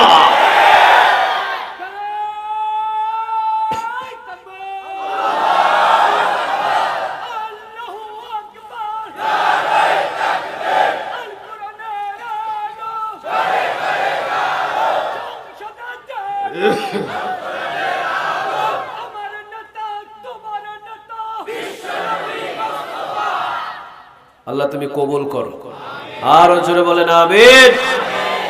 তাহলে বিচার, পৃথিবীর বিচার শেষ নয়, বিচার করবেন তিনি কে? মালিক ইয়াও, সবাই বলেন মালিক ইয়াও। বিচার দিনের মালিক আছেন একজন, তিনি কে? আল্লাহ। ওইটা হবে বিচার, ওই দিন হবে বিচার। আপনি কি আইন দিয়ে বিচার করেছেন ওই বিচারগুলোরও হিসাব নেবেন আরেকজন বিচারক, তিনি কে? সাবধান, সাবধান। যারা চেষ্টা করেছে কোরআন দিয়ে দেশ চালানোর জন্য, যারা চেষ্টা করেছে কোরআন দিয়ে দেশ চালানোর জন্য, যারা চেষ্টা করেছে কোরআন দিয়ে তার পরিবার চালানোর জন্য, যারা চেষ্টা করেছে কোরআন দিয়ে তার সমাজ চালানোর জন্য, যারা চেষ্টা করেছে কোরআন দিয়ে সারা পৃথিবী চালানোর জন্য, তাদের হাতে কখনো হ্যান্ডকাপ লাগায়েন না, তাদের দিকে রক্ত চক্ষু দিয়ে কখনো তাকায়েন না। আল্লাহর সিলগালা মারা যারা মুমিন, তাদের বিরুদ্ধে কথা বললে আল্লাহ কখনো সহ্য করবে না। সাবধান হয়ে যাও, আখিরাতকে কখনো নষ্ট করো না। মুমিনরা হয় বুদ্ধিমান, মুমিন কখনো কখনো মুমিনের বিরুদ্ধে কথা বলতে পারে। যে মুমিনের বিরুদ্ধে কথা বলে সে কখনো মুমিন নয়, সে মুনাফিক। তার উদ্দেশ্য অন্যরকম, সে দুনিয়া বুঝেছে, আখিরাত নেই বুঝেগা, আখিরাত সে বুঝে নাই। আমার বাংলাদেশের ভিতরে কিছু মানুষ আছে আজকেরটা বুঝে কালকেরটা বুঝে না। তারা যারা মুমিন তারা এই দুনিয়াটাকে একেবারে তুচ্ছ মনে করে, আজকেরটাও বুঝে কালকেরটাও বুঝে, ঠিক না ভাই? ঠিক। আর কিছু মানুষ আছে দেখবেন শুধু দুনিয়া, শুধু বাড়ি, শুধু গাড়ি, শুধু টাকা, শুধু পয়সা, নাই কোনো নামাজ, নাই কোনো রোজা, নাই কোনো আল্লাহ, নাই কোনো কোরআন তেলাওয়াত, আছে শুধু ক্ষমতার চেয়ারে বসা নিয়ে টেনশন। কিন্তু মুমিন 24 ঘন্টা হুকুম মানছে কার? চিৎকার দিয়ে বলেন কার? কেউ দুনিয়াকে বেছে নিয়েছে আর কেউ আখিরাতকে প্রাধান্য দিয়েছে, ঠিক না বেটি? আমি বলি যারা এই দুনিয়াটাকে প্রাধান্য দিয়েছে, দুনিয়াটাকে বেশি ভালোবাসে, এদের জ্ঞান আর গরুর জ্ঞান একেবারে এক। কারণ গরু আজকেরটা বুঝে, গরু কালকেরটা বুঝে না। আর আল্লাহ মানুষ বানিয়েছে আজকেরটা বোঝার জন্য এবং কালকেরটা বোঝার জন্য, ঠিক না ঠিক? কিছু নাম আছে গরুর মতো যাদের জ্ঞান, ওরা আজকের দুনিয়া বুঝে, আগামী দিন যে আরেকটা আখেরাতের দুনিয়া আছে ওইটা তার বুঝ নাই। যদি বুঝ থাকতো জীবনে কখনো নিরপরাধ মানুষের গলায় ফাঁসি লাগাতে পারতো না, জীবনে কোনোদিন কোনো মানুষদেরকে গ্রাস ফায়ার করতে পারতো না, জীবনে কখনো কোনোদিন শাপলা চত্বরের মতো হাজারো তালবে ইলমদের সাগরের মতো রক্ত থই থই করে ফেলাতে পারতো না। কারণ তারা ওই আখিরাতকে ভুলে গিয়েছে, ঠিক না ঠিক? যারা আখিরাতকে ভুলে যায় তাদের জ্ঞান হলো গরুর চাইতে আরো খারাপ। আমি বলি, আপনি বাজার থেকে এক কেজি খলি, 1 কেজি কি আনছেন?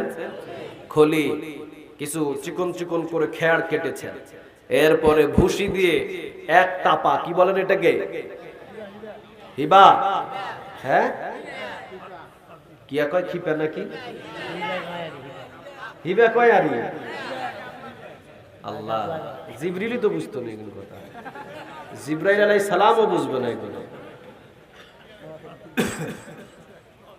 হিবা কয়, পাতিল কয়, আর কি কয়, খাবলা নাকি গাবলা, মেসলা, এক জিনিসের এত নাম, সব তো নিয়ে গেছেন আপনারাই। তাহলে যে বড় একটা যেটা থাকে গাবলা বা খাফলা, এটার ভিতরে সব খড়, 1 কেজি খলি এবং ভুসি সবগুলো মেখে দেওয়ার পর গরুকে নসিহত করেছেন, বাবা তুই অর্ধেক খাবি আজকে, অর্ধেক খাবি কালকে। নসিহতটা কি ছিল? অর্ধেক আজকে, অর্ধেক কালকে। 2 কানে ভালোভাবে নসিহত শুনিয়ে দেওয়ার পর রাতের বেলা একবারে পুরাটাই দিয়ে চলে এসেছেন। ও তো মাশাআল্লাহ পুরাটাই খায়, একদম মাথা দিয়ে ওইটারে উল্টায়া ফালাই দিয়ে 2 পা 4টা পা 2-4 দিকে দিয়ে শুয়ে আছে।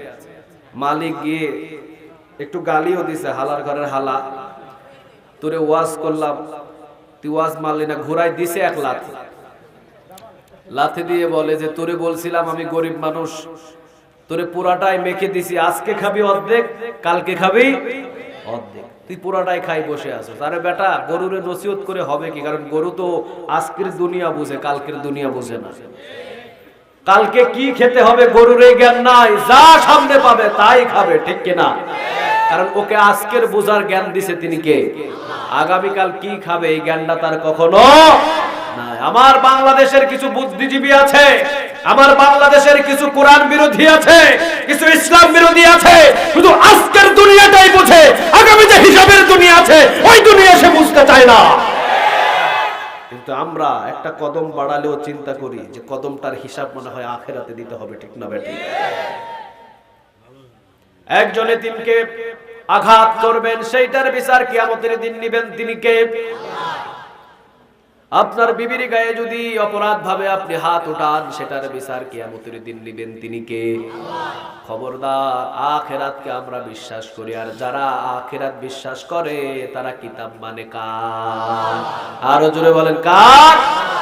এই কিতাবে যা আছে সেটা সে কলিজা দিয়ে মেনে নেয়, আর কিতাব যেটা নিষেধ করে সে কখনো মানে না।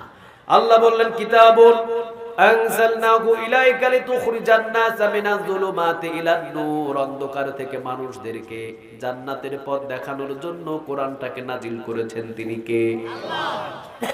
আম্মা জান আয়েশা রাদিয়াল্লাহু তাআলা আনহা, তাকে বলা হলো, বলেন যে আমার রাসূলের চরিত্র কেমন ছিল? কেমন ছিল আমার রাসূলের জীবনী? কি রকম ছিল আমার রাসূলের ৬৩ বছরের জীবন? আম্মা জান আয়েশা রাদিয়াল্লাহু তাআলা আনহা তিনি বললেন, কানা খুলুকুল কোরআন, তোমরা কি কোরআন পড়ো নাই? কয় হ, কোরআন তো পড়েছি। আম্মা জান আয়েশা রাদিয়াল্লাহু তাআলা আনহা তিনি বললেন, আমার রাসূলের জীবনটা ছিল 30 পারা কোরআন, কোরআনে যা আছে আমার রাসূলের জীবনে তা আছে। কোরআন জীবনে, কোরআনে যা না আমার রাসূলের জীবনে না তা নাই, ঠিক না বেঠি? 23 বছরের একটু সময় বেশি ধরে কোরআন নাজিল হলো। যতটুকু কোরআনের হুকুম আছে ততটুকু হুকুম রাসূলের জীবনে আছে। কোরআন যেটা নিষেধ করেছে সেটা কখনো রাসূল মানে, আর কোরআন যা বলেছে কখনো রাসূল পিছু হাঁটেন নাই, ঠিক না বেঠি? উহুদের ময়দানে গেলেন, না গেলেও থাকতে পারতেন, ঠিক না বেঠি? কিন্তু উহুদের ময়দানে গেলেন, চতুর্দিক থেকে আঘাত আর আঘাত, চতুর্দিক থেকে আক্রমণ। মক্কার একজন কাফের বড় একটা পাথর নিয়ে ঠিক রাসূলের মুখ বরাবর এমন জোরে আঘাত করলেন, রাসূলের মাথায় লাগলো। মাথা এবং নাক এবং দুইটা দাঁত সাথে সাথে জমিনে পড়ল। কয়টা বলেন? জোরে বলেন কয়টা? কোরআনের পথে চলতে গেলে দাঁত থাকে না, ঠিক না বেঠিক? আর তুমি এমন কোরআনের পথে থাকো, তোমার দরবারে শুধু গরু আসে, শুধু ছাগল আসে, শুধু হাদিয়া আর হাদিয়া, ঠিক না বেঠিক? কোনদিন তোমাকে একটা হামলাও দেওয়া হলো না, কোনদিন তোমাকে একটা মামলাও দেওয়া হলো না, শুধু হাদিয়া আর হাদিয়া। বোঝা যায় মিষ্টি মারা সুন্নত মানো, জিহাদের ময়দানে যুদ্ধ করা সুন্নত, এই সুন্নত তোমার জীবনে নাই। জিহাদের ময়দানে যাওয়া যে সুন্নাত, ওই সুন্নাত যদি মানতে, জীবনে কোনোদিন কখনো তোমাকে ওই লাল সালোয়ার পরে ওই জায়গায় রাখতো না, ঠিক না বেঠিক? রাসূল যুদ্ধের ময়দানে এক পাথরের আঘাতে 3টা স্টেপে আঘাত। জুড়ে বলেন কয়টা? প্রথম অবস্থায় কপাল ভাঙলেন, কপাল ফাটলো, নাক টাতলা হলো, 2টা দাঁত স্টেপ জমিনের ভিতরে পড়লো। রাসূল জ্ঞান হারিয়ে ফেললেন, পিছনে পড়লেন, পিছনের মাথায় আর একটা পাথরের সাথে বাড়ি খেলেন, হিতাহিত জ্ঞান নাই। চতুর্দিক থেকে বৃষ্টির মতো আঘাত, আঘাত দেওয়া হলো। একজন কাফের বলল, কতলা মুহাম্মদ, মুহাম্মদ দুনিয়া থেকে বিদায়। তাকে কত নাউযুবিল্লাহ বলেন। শেষ হলো, দুনিয়া থেকে বিদায় হলো মুহাম্মদ, কিন্তু জীবন দেওয়ার মালিক তিনি কে? হায়াত দেওয়ার মালিক কেউ নয়, হায়াত দেওয়ার মালিক কে? আবার দুনিয়া থেকে বিদায় করার মালিক একজন, তিনি কে? সবাই অবাক, চতুর্দিক থেকে তাকিয়ে আছে সবাই, চতুর্দিক থেকে আঘাতের পর আঘাত। হযরতে তালহা রাদিয়াল্লাহু তাআলা আনহু তিনি দৌড় দিয়ে চিল পাখির মতো রাসূলকে কুলে তুলে নিলেন, একেবারে কুলের সাথে লাগিয়ে নিলেন। হযরতে তালহা রাদিয়াল্লাহু তাআলা আনহু রাসূলকে কুলের ভিতরে নিলেন। তালহা রাদিয়াল্লাহু তাআলা আনহুর বুক রাসূলের রক্তে ভিজা। রাসূল নিজের রক্তগুলো হাতের ভিতরে নিয়ে বলছে, এটাই কোরআন, যেই কোরআনের পথে, হকের পথে থাকলে বাতিল কখনো তাকে ছেড়ে দেয় না। জীবনে যত নবী হকের দাওয়াত দিয়েছে, সব নবীদের কষ্ট করতে হয়েছে, ঠিক না বেঠিক? এই জন্য আমাদের জেল দাও, আমাদের জুলুম করো, আমাদের হাত কাটো, পা কাটো, রক কাটো, আমরা কখনো টেনশন করি না। একজনের দিকে তাকিয়ে সহ্য করি, তিনি কে? সারা জীবনে আপনি হকের পথে যখনই থাকবেন, তখনই আপনার বিপদ আছে না নাই? আরো জোরে বলেন, আছে না নাই? আপনি দেখবেন সমাজের ভিতরে যদি আপনি সঠিক রাস্তায় চলেন, আপনার জীবনে অনেক কষ্ট আসবে। আর আপনি যদি ঘুষ খেতে পারেন, মুখ দিয়ে যদি বড় বড় গালি দিতে পারেন, আপনি যদি সুদ খাইতে পারেন, সমাজের বড় চেয়ারটা আপনার জন্য। আর আপনি সমাজে সোজাসুজি হক পথে চলবেন, 4 আনা আপনার দাম নাই, ঠিক না বেঠিক? এই জন্য কোরআনের হক পথে চললেই বিপদ। রাসূল নিজের রক্ত নিজের হাত দিয়ে বাহির করেন, নিজের মুখের দিকে নাড়ানাড়ি করে রক্তগুলো দেখেন। রাসূল বলেন, হকের পথে চললেই নবীদের পর্যন্ত রক্ত ঝরাতে হয়। আর তুমি কোন খানকায় বসে আছো, আজ পর্যন্ত একটা কোনো হামলাও তোমার নাই, একটাও মামলাও তোমার নাই, ঠিক না বেঠিক? আজকে বাংলাদেশের বিরুদ্ধে নাস্তিকেরা কথা বলে, বাংলাদেশের বিরুদ্ধে হজের বিরুদ্ধে কথা বলে, বাংলার জমিনের ভিতরে মসজিদের বিরুদ্ধে কথা বলে, বাংলার জমিনের ভিতরে তাকবীরের বিরুদ্ধে কথা বলে, বাংলার জমিনের ভিতরে আল্লাহর আইনের বিরুদ্ধে কথা বলে, বাংলার জমিনের ভিতরে আযানের বিরুদ্ধে কথা বলে। আমার বাংলার জমিনের ভিতরে সমস্ত চরমনাই, সমস্ত জামাত ইসলাম, সমস্ত যারা মাজার পূজারী আছে, সব মুসলমান যদি এক হয়ে যেতাম, কোন নাস্তিকের বাচ্চার ক্ষমতা ছিল না মুসলমানের দিকে তাকিয়ে কথা বলে। কারো সাহস ছিল না মুসলমানদের দিকে তাকিয়ে কথা বলা, ঠিক না বেঠিক? কিন্তু আমরাই তো এক নাই, একজন পিটাইলে আরেকজন খুশি। জামাতরে পিটাইলে চরমনাই খুশি, ঠিক না বেঠিক? চরমনাইরে খুশাইলে, চরমনাইরে যদি পিটায় তাহলে জামাত খুশি। আবার যদি মাজার পূজারীরে পিটায় ওহাবি খুশি, সুন্নিরে পিটাইলে ওহাবি খুশি, ওহাবিরে পিটাইলে সুন্নি খুশি, ঠিক না বেঠিক? আমরাই লেগে গেছি ঠেলাঠেলি। আমার যদি কালেমা এক হয়, আমার যদি কোরআন এক হয়, আমার যদি রাসূল এক হয়, কখনো আমরা ভিদাভেদ হব আর জোরে বলেন ভেদাভেদ হব। এই জন্য আল্লাহ বলেছেন কিতাবুন আনজালনাহু ইলাইকা লিতুখরিজান নাসা মিনাজ যুলুমাতি ইলান নূর। যারা এই কালেমা পড়বে, যারাই মুমিন হবে, সবাই একটা পথ দিয়ে চলবে। বলেন পথটা কার? জীবনে কখনো তারা আলাদা পথ বানাবে? সবাই বলেন বানাবে। কিন্তু এক একটা দরবারের এক এক ধরনের লাইন, ঠিক না ঠিক? আমার সাথে যদি মুরিদ হও এইভাবে চলতে হবে। অমুক দরবারের মুরিদ হলে এইরকম কালার জামা পরতে হবে, ঠিক না ঠিক? অমুক মুরিদের অমুক পীরের কাছে যদি মুরিদ হন অমুক রকমের টুপি পরতে হবে। আমরা ভাগাভাগি করেছি বিভিন্ন, কিন্তু আল্লাহ বলেছেন একটা পথ দিয়ে চলো। জোরে বলেন কয়টা? ওমর যে পথ দিয়ে চলেছে, উসমান যে পথ দিয়ে চলেছে, আবু বকর যে পথ দিয়ে চলেছে, আলী যে পথ দিয়ে চলেছে, আমার রাসূল যে পথ দিয়ে চলেছে, ওই পথে যদি আমরা সব মুসলমান থাকতাম, মুসলমানের দিকে রক্ত চক্ষু দিয়ে পৃথিবীর কোন নাস্তিক তাকানো পেত না। কিন্তু আমরা এখন ভাগাভাগি, ঠিক না ঠিক? একজনরে পিটাইলে আরেকজন খুশি, কিন্তু আমরা মানি একজন। আর কিতাব বলেন কিতাবটা কার? আর রাসূল বলেন কিতাবটা কার? তালহা রাদিয়াল্লাহু তাআলা আনহু রাসূলকে কোলে নিলেন, দৌড় দিলেন পাহাড়ের উঁচু কিনারায়। সব কাফের গুলো দেখলেন মুহাম্মদ এখনো জীবিত। পাথর মারো, পাথর মারা যায় না। সবাই বললেন এবার তীরন্দাজ, তীর মারা শুরু করো। সবাই তীর মারা শুরু করলেন। ডান দিক থেকে তীর এলে তালহা রাদিয়াল্লাহু তাআলা আনহুর পিঠ মোবারকটা পাতিয়ে দেয়। সুবহানাল্লাহ বলবেন না? বাম দিক থেকে তীর আসে, তালহার পিঠ পাতিয়ে দেয়, রাসূলকে বুকের ভিতরে আগলে নেয়। যখন তীর আসে, তালহা রাদিয়াল্লাহু তাআলা আনহুর তীরগুলো পিঠের ভিতরে ঢুকে। রাসূল বুঝতে পারে তালহার পিঠে তীর, কিন্তু তালহার মুখে হাসি। রাসূলের চেহারার দিকে তাকিয়ে মুস্কি হাসি দেয়। তালহা রাদিয়াল্লাহু তাআলা আনহুকে রাসূল জিগায়, তালহা তোমার যখন তীর শরীরে প্রবেশ করে তুমি হাসি দাও কেন? তালহা বলেন, নবী আপনি যেন না বুঝতে পারে, আপনি যেন না বুঝতে পারে। রাসূলকে উহুদের ময়দানে উঠাতে ৮২টা তীর তালহার পিঠে লেগেছে। ৮২টা তীর তালহার পিঠে লেগেছে। রাসূল বললেন, জীবন্ত যদি কেউ শহীদ দেখতে চাও আমার তালহাকে দেখে না। আজ পর্যন্ত জীবন্ত শহীদ কাউরে আমি দেখাই নাই। শহীদ হয় সবাই মৃত্যুর পরে, ঠিক না ঠিক? মৃত্যুর পরেই হয় শহীদ। ইসলামের জন্য, কোরআনের জন্য, আমার রাসূলের জন্য যারা জীবন দেয় তারাই শহীদ।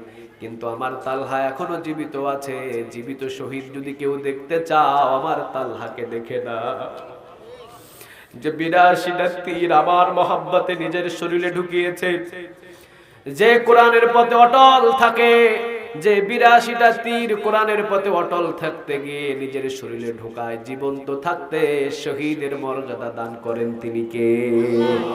এই জন্য আমরা জীবন দিব, এরপরে কোরআনের পথ থেকে কখনো সরব না, ঠিক না ঠিক? আমাদের জেল হোক, আমাদের জুলুম হোক, যাই হোক, কখনো আমরা কোরআনের পথ ছাড়বো? আল্লাহকে কখনো আমরা ভুলবো? আমরা কখনো নামাজ ছাড়বো? আমরা কখনো কোরআন তেলাওয়াত ভুলবো? আমরা কখনো মসজিদ ভুলবো? আমরা কখনো মাদ্রাসা ছাড়বো? ইসলামের সব আইনগুলো একটা কিতাব দেখে দেখে মানবো। বলেন কিতাবটা কার? আমার বুকের ভিতরে এখন কি বলেন? সবাই বলেন কোরআন। কিতাবুন আনজালনাহু ইলাইকা লিতুখরিজান নাসা মিনাজ যুলুমাতি ইলান নূর। সূরা ইব্রাহিমের প্রথম নম্বর আয়াত। বাড়িতে গিয়ে খুইলেন, কিতাবুন আনজালনাহু ইলাইকা লিতুখরিজান নাসা মিনাজ যুলুমাতি ইলান নূর। জান্নাতের সোজা রাস্তা এই কোরআনটাকে আমাদের জন্য দিয়েছেন তিনি কে? আল্লাহ। প্রথম নাম্বার থেকে শুনেন, রাসূল বলেন জান্নাতের এক খুঁটির সাথে এক রশি বাঁধা, আর এক রশি দুনিয়ায় কোরআনের সাথে বাঁধা। যে কোরআন ধরবে সে রশি ধরে ধরে জান্নাতে যাবে। আলহামদুলিল্লাহ বলেন। আর আল্লাহ রাসূল বললেন, সোজা আমি একটা দাগ টানলাম। সহিহ বুখারীর বর্ণনা, নবী সোজা একটা দাগ টানলেন। জুড়ে বলেন কয়টা? সবাই বলেন কয়টা? সমস্ত সাহাবীগুলো বসে আছেন মরুভূমির বালুর উপরে। রাসূল হাতের ভিতরে একটা খেজুরের ডাল দিলেন, সোজা লম্বা একটা দাগ টানলেন। দাগ টানার পরে রাসূল ডানে এবং বামে ছোট ছোট অসংখ্য দাগ টানলেন। এরপরে সাহাবীদেরকে বললেন, এই যে সোজা যে দাগ টেনেছে এটাই হলো কোরআনের পথ। আলহামদুলিল্লাহ বলেন, এটাই হলো ইহদিনাস সিরাতাল মুস্তাকিমের পথ। আর ডানে এবং বামে যতগুলো তোমাদেরকে দাগ টেনে দিলাম, যুগে যুগে অসংখ্য মানুষ এই রাস্তাগুলো বানাবে, তবে সব হলো ভুল পথ। জান্নাতের সোজা পথের নাম একটা কিতাব, কিতাবটা কার? জান্নাতের সোজা পথ হলো একটা। জোরে বলেন কয়টা? আর জোরে বলেন কয়টা? চট্টগ্রাম শহরের ভিতরে এক জায়গায় মাহফিলে গেলাম, একজন যুবক বললাম, ভাই নামাজ কালাম ঠিক মতো পড়েন? কয় হুজুর, পীর সাহেব আমাকে ওয়াদা দিয়েছে আমাকে ছাড়া জান্নাতে যাবে না। নাউজুবিল্লাহ। বাড়িতে গিয়ে কি চলছে আমাদের সমাজের ভিতরে? নাউজুবিল্লাহ বলে। আমি বললাম, কোন পীর সাহেব আপনাকে বলেছে? আমি নাম বলছি না।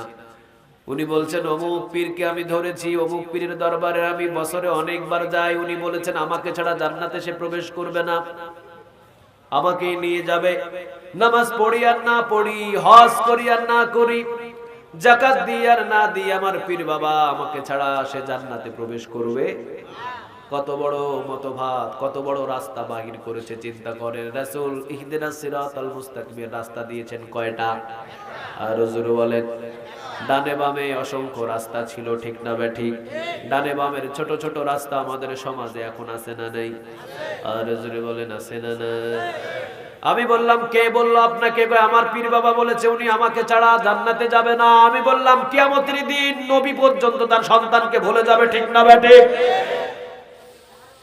আম্মা জান আয়েশা রাদিয়াল্লাহু তাআলা আনহা, রাসূল সাল্লাল্লাহু আলাইহি ওয়াসাল্লাম মৃত্যুর ঠিক আগ মুহূর্তে আম্মা জান আয়েশা আল বিদায়া ওয়ান নিহায়ার ভিতরে এসেছে। রাসূল সাল্লাল্লাহু আলাইহি ওয়াসাল্লামের মাথা আম্মা জান আয়েশা রাদিয়াল্লাহু তাআলা আনহার উরুর উপরে রাখা। দুনিয়া থেকে বিদায় হয়ে যাবেন আমার রাসূল, কখনো হুঁশ কখনো বেহুশ।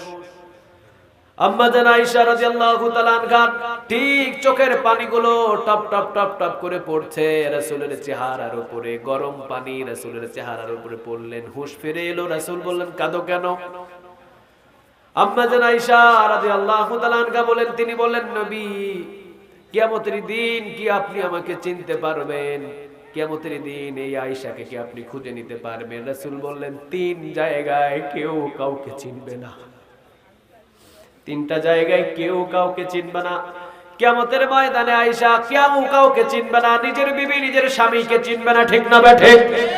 নিজের ছেলে নিজের বাবাকে চিনবে না, নিজের বাবা নিজের ছেলেকে চিনবে না। আপনি তো দূরের মুরিদ, কথা কন না কেন?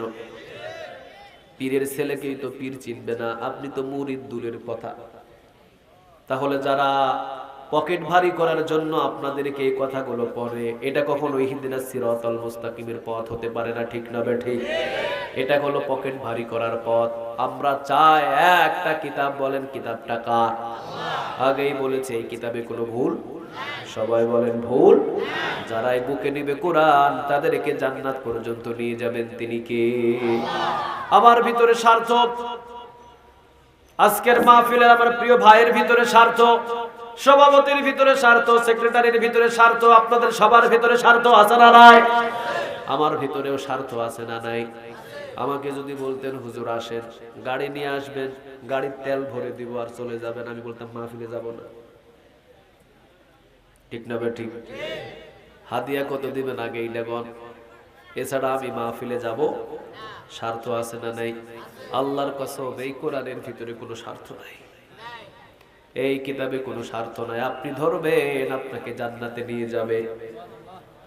কোরআন আমি বুকের ভিতরে ধরলাম, কোরআন ধরা মানে সোজা জান্নাতের পথে চলা, ঠিক না ঠিক? কোরআন ধরে ধরে ঠিক আমি জান্নাতের পথে রওনা দিলাম। মাঝখানে একজন লাল সালোয়ার আলা, তিনি বলেন, কোথায় যাও? কোরআন ধরে। আমরা বললাম, আমরা কোরআন ধরে ধরে জান্নাতের দিকে যাই। উনি আমাদেরকে বললেন, জান্নাতে যাওয়ার জন্য এত কোরআনের পথ মানা লাগে না, বছর অন্তর একটা গরু দিবান, আমাদের মাজারের জান্নাত কনফার্ম। এইরকম রাস্তা আছে না নাই? যান আপনাদের পাশের বিভাগে যান, গিয়ে দেখেন, গরু দিয়ে জান্নাত, গরু দিয়ে ব্যবসার উন্নতি, মোষ দিয়ে ব্যবসার উন্নতি, ঠিক না ঠিক? ব্যবসায় উন্নতি দেন কে? ছেলে দেন কে? মেয়ে দেন কে? ছেলে মেয়ে উভয় দেন কে? পরিবারে শান্তি দান করেন কে? কখনো খাজা মাজা কোনো জায়গায় শান্তি দিতে পারে? আরো জোরে বলেন, পারে? আমি বললাম গরু দিয়ে জান্নাতে যেতে চায় না। চলে গেলাম সামনে, আরেকজন বললেন বুকে কি? আমরা বললাম বুকে কোরআন। ঠিক না ঠিক? আমাদের জীবনে কোরআন আছে না নাই? আরো জোরে বলেন আছে না নাই? আমরা বললাম আমাদের বুকের ভিতরে কোরআন, কোরআন যা বলে আমরা সেটাই মানি। উনি বলছেন কোরআন মেনে মেনে জান্নাতে গেলে অনেক কষ্ট করতে হয়, আসো কোরআন ছেড়ে দাও। কোরআনের পথ মানলে অনেক কষ্ট হয়, কোরআনটা ছেড়ে দাও। আমাদের দরবারে আসো, নারী পুরুষ একসাথে জিকির, বাতি বন্ধ করে। ঠিক না ঠিক? একদিন জিকির হবে, বাস তোমাকে হয়তো আমার বাবা যদি পছন্দ করে ওই দিনই জান্নাতের টিকিট দিয়ে দিবে। তবে গরু লাগবে কয়টা? সবাই বলেন কয়টা? আমরা বললাম এটাও ভুল রাস্তা, এটা কখনো সঠিক রাস্তা হতে পারে না। কারণ সাহাবীরা গরুর বদলে জান্নাত ক্রয় করে। উটের বদলে যদি জান্নাত ক্রয় করা যেত, ওসমানের জান্নাত তো বিশাল বড়। ঠিক না ঠিক? জীবনে কখনো উটের বদলে গরুর বদলে জান্নাত ক্রয় করা যায় না। চলে গেলাম আমি সেখান থেকে। আরেকজন সামনে বলল আপনার গরুও লাগবে না, ছাগলও লাগবে না, বছর অন্তর শুধু হাতের ভিতরে হাদিয়া দিবেন, জান্নাত কনফার্ম। এটাও ভুল রাস্তা। ঠিক না ঠিক? কোরআন ধরে ধরে ঠিক আমি সোজা জান্নাতের পথে সোজা শুরু করলাম। হঠাৎ মাঝখানে 10 জন পুলিশ অথবা 10 জন র্যাব অথবা 10 জন বিজিবি অথবা 10 জন প্রশাসনের লোক 36 রাইফেল নিয়ে আমার সামনে হাজির। 36 রাইফেল সবগুলো আমার বুকের ভিতরে ধরে আমাকে বলছে আপনার বুকের ভিতরে কি? আমি বললাম বুকের ভিতরে কোরআন। তারা যদি 36 রাইফেলের গুলির ভয় দেখিয়ে বলে কোরআন ছেড়ে দাও, তাহলে গুলি থেকে বেঁচে যাবে। গুলির ভয়ে যদি কোরআনটা আমি ছেড়ে দিই, জান্নাতে যাওয়া যাবে? সবাই বলেন জান্নাতে যাওয়া যাবে? তাহলে 36 রাইফেলের গুলি খেয়ে হলেও কোরআন বুকে ধরে জান্নাতে যেতে হবে। ঠিক না ঠিক? জান্নাতে যেতে হলে বেলালের মতো প্যারাক, বেলালের মতো উত্তপ্ত বালুর উপরে পাথর চাপা। জান্নাতে যেতে হলে সুমাইয়ার মতো আঘাত। জান্নাতে যেতে হলে 50 বছর কোরআনের দাওয়াত দিয়ে 12 বছর জেলখানায় থেকে এরপর জান্নাতে যেতে হবে। ঠিক কিনা? কখনো বাতিলের কাছে মাথা নত করা যাবে? কথা বলেন, বাতিলের কাছে মাথা নত করা যাবে? কারণ কোরআন যখন বুকের ভিতরে ধরেছি, আমাকে রিমান্ডের ভয় দেখানো হোক, আমাকে ছেলে গুম করার ভয় দেখানো হোক, আমাকে মেয়ে গুম করার ভয় দেখানো হোক, আমার সম্পদ লুটপাট করে নিয়ে যাওয়া হোক, আমাকে ফাঁসির কাস্টে ঝোলানো হোক, এরপরে কোরআন আমরা কখনো বুক থেকে ছাড়বো? কোরআন ছেড়ে দিয়েছি তো জান্নাতের সোজা পথ আমি হারিয়ে ফেলেছি। ঠিক না ঠিক? আল্লাহ আমাদের সবাইকে কোরআন মেনে মেনে আমাদের সবাইকে চলার তৌফিক দান করুন। আমরা বলি আমিন। আর জোরে বলি আমিন। তাহলে রাসূলের জীবনী ছিল 30 পারা কোরআন। আম্মা জান আয়েশা রাদিয়াল্লাহু তাআলা আনহাকে বলা হয়েছিল রাসূলের জীবনী কি? আম্মা জান আয়েশা রাদিয়াল্লাহু তাআলা আনহা কি বলেছিলেন? কানা খুলুকুল কোরআন। তোমরা কোরআন পড়ো নাই, 30 পারা কোরআনই ছিল রাসূলের। ঠিক 23 বছরের জিন্দেগি চিৎকার দিয়ে পড়েন আল্লাহু আকবার। আল্লাহ আমাদের সবাইকে এই কোরআন মেনে মেনে চলার তৌফিক দান করুক। আমরা বলি আমিন। আরো জোরে বলি আমিন। তাহলে কোরআন নামাজের পক্ষে না বিপক্ষে? আমরা নামাজের পক্ষে নাকি বিপক্ষে? আজ থেকে বেনামাজি থাকলে নামাজি হয়ে যাব ইনশাআল্লাহ। সুদ এটাকে কোরআন সাপোর্ট করে নাকি ঘৃণা করে? তাহলে ঘৃণা করলে আমরাও সুদকে ঘৃণা করব ইনশাআল্লাহ। কোরআন চুরি এটাকে কি হালাল বলে না হারাম বলে? হারাম বললে আজ থেকে আমরা চুরিটাকে হারাম বলবো ইনশাআল্লাহ। জেনা এটাকে কি কোরআন সাপোর্ট করে না ঘৃণা করে? তাহলে আজ থেকে আমরা কখনো জেনা করব না। গীবত এটা কি কোরআন সাপোর্ট করে নাকি ঘৃণা করে? তাহলে আমরা আজ থেকে কখনো গীবত করব না। আর আরেকটা জিনিস, দেশের ভিতরে পৃথিবীতে কখনো কোনো মানুষের আইন দিয়ে দেশ শান্তি হতে পারে? সবাই বলেন পারে? আমারে বানাইছে কে? আপনারে বানাইছে কে? আপনি কোন কাজ করলে শান্তিতে থাকতে পারবেন আপনার আমার চাইতে ভালো জানেন। তিনি কে? আল্লাহ। সুবহানাল্লাহ বলবেন না? মানুষের বানানো আইন দিয়ে দেশের ভিতরে শান্তি আসে না। আল্লাহর কোরআনটা পার্লামেন্টে নিয়ে যান, পুরা বাংলার জমিনটা জান্নাতের বাগান হয়ে যাবে। 50 বছর আমরা ওয়াজ করছি ময়দানে ময়দানে, 60 বছর 70 বছর 80 বছর, আজ পর্যন্ত বাংলাদেশের 100% মানে 100% মানুষ কি নামাজি হয়েছে? কথা বলেন, নামাজি হয়েছে? তাহলে বোঝা যায় ময়দানে ময়দানে তাফসীরুল কোরআন মাহফিলে মাহফিলে ওয়াজ নসিহত করে মানুষদেরকে নামাজি বানানো যাবে না। যার নসিব ভালো সে নামাজি হয়ে যাবে, যার ভাগ্য ভালো সে নামাজি হয়ে যাবে। কিন্তু এই কোরআনটা যদি পার্লামেন্টে যায়, আগামী কাল যদি আমাদের বাংলাদেশের প্রধানমন্ত্রী বলে 10টা বাজে সকাল, আজ থেকে বাধ্যতামূলক নামাজ আমি বাংলাদেশে কায়েম করে দিলাম, নামাজের আজান হবে, তো আজান হওয়ার সাথে সাথে পুলিশ, র্যাব, সেনাবাহিনী, বিজিবি সবাই গাড়ি নিয়ে নিয়ে রাস্তায় ট্রল করবে। নামাজ চলাকালীন দোকান বন্ধ করলে 50টা বেতের বাড়ি। কত দোকান খোলা রাখবে? খুলে। একদিন যদি এক এলাকার দোকানদার খায়, ওই এলাকাতে যদি 100টা দোকানদার থাকে, 99টা দোকানদার ভালো হয়ে যাবে। খাইছে কয়টা? সোজা হয়েছে কয়টা? 99টা। আর যে যুবকদের বন্ধুগুলো, ওই বন্ধুগুলোর ভিতরে যদি কোনো জায়গায় আড্ডায় বসে থাকে, নামাজের সময় আসরের নামাজ হয়, কিন্তু এরা ফেসবুকের বা টিকটকের ভিডিও নিয়ে ব্যস্ত, পাইছে 5 জন, প্রতিজন রে 25টা করে। কয়টা করে? 25টা করে। আমার মনে হয় 25 বছরেও যদি একদিন 25টা খায়, 25 বছরেও আর নামাজ ওর কাজা হবে না। 5 ওয়াক্ত তো 6 ওয়াক্ত পড়বে মারের ডরে। তাহলে 50 বছরে আমরা ময়দানে ময়দানে ওয়াজ করে করে মসজিদ পুরাইতে পারি নাই, আর বাংলাদেশের প্রধানমন্ত্রী 24 ঘন্টার ভিতরে বাংলাদেশের সমস্ত মসজিদ জুমার মতো পরিপূর্ণ হয়ে যাবে। ঠিক না ঠিক? কিন্তু কোরআনটা নিয়ে যেতে হবে পার্লামেন্টে। কোরআন পার্লামেন্টে নিয়ে গিয়ে কোরআনের আইন অনুযায়ী যদি আমার প্রধানমন্ত্রী নামাজ কায়েম করতে চায়, 24 ঘন্টায় বাংলাদেশের পুরা বাংলাদেশ নামাজ কায়েম হয়ে মসজিদ পরিপূর্ণ হয়ে যাবে। কিন্তু কে কায়েম করবে? করবে কে? সূরা ফাতিহাও তো ঠিক মতো জানে না, আউযু বিল্লাহ বিসমিল্লাহও তো জানা নাই। 23 বছর আমার এক দাদা, রাজশাহীর ভিতরে আমার এক দাদা, উনি নেতা। 23 বছর। কত বছর? ওইটা করে আর কি, আপনারা যেটা বুঝেন, যেটা এখন ক্ষমতায়, সেটা করে। 23 বছর। মাঝখানে আমার সাথে এক মাহফিলে দেখা, একই সাথে খাবার খাইলাম। আমি বললাম যে খাবার তো খাইলাম, আচ্ছা বলেন বহুদিন আপনারা দেখি নাই, 23 বছর কি পাইলেন? কয় সব পাইছি, গাড়ি বাড়ি টাকা পয়সা ধন দৌলত সব পেয়েছি, ছেলে মেয়ে সব ব্যাংক ব্যালেন্স।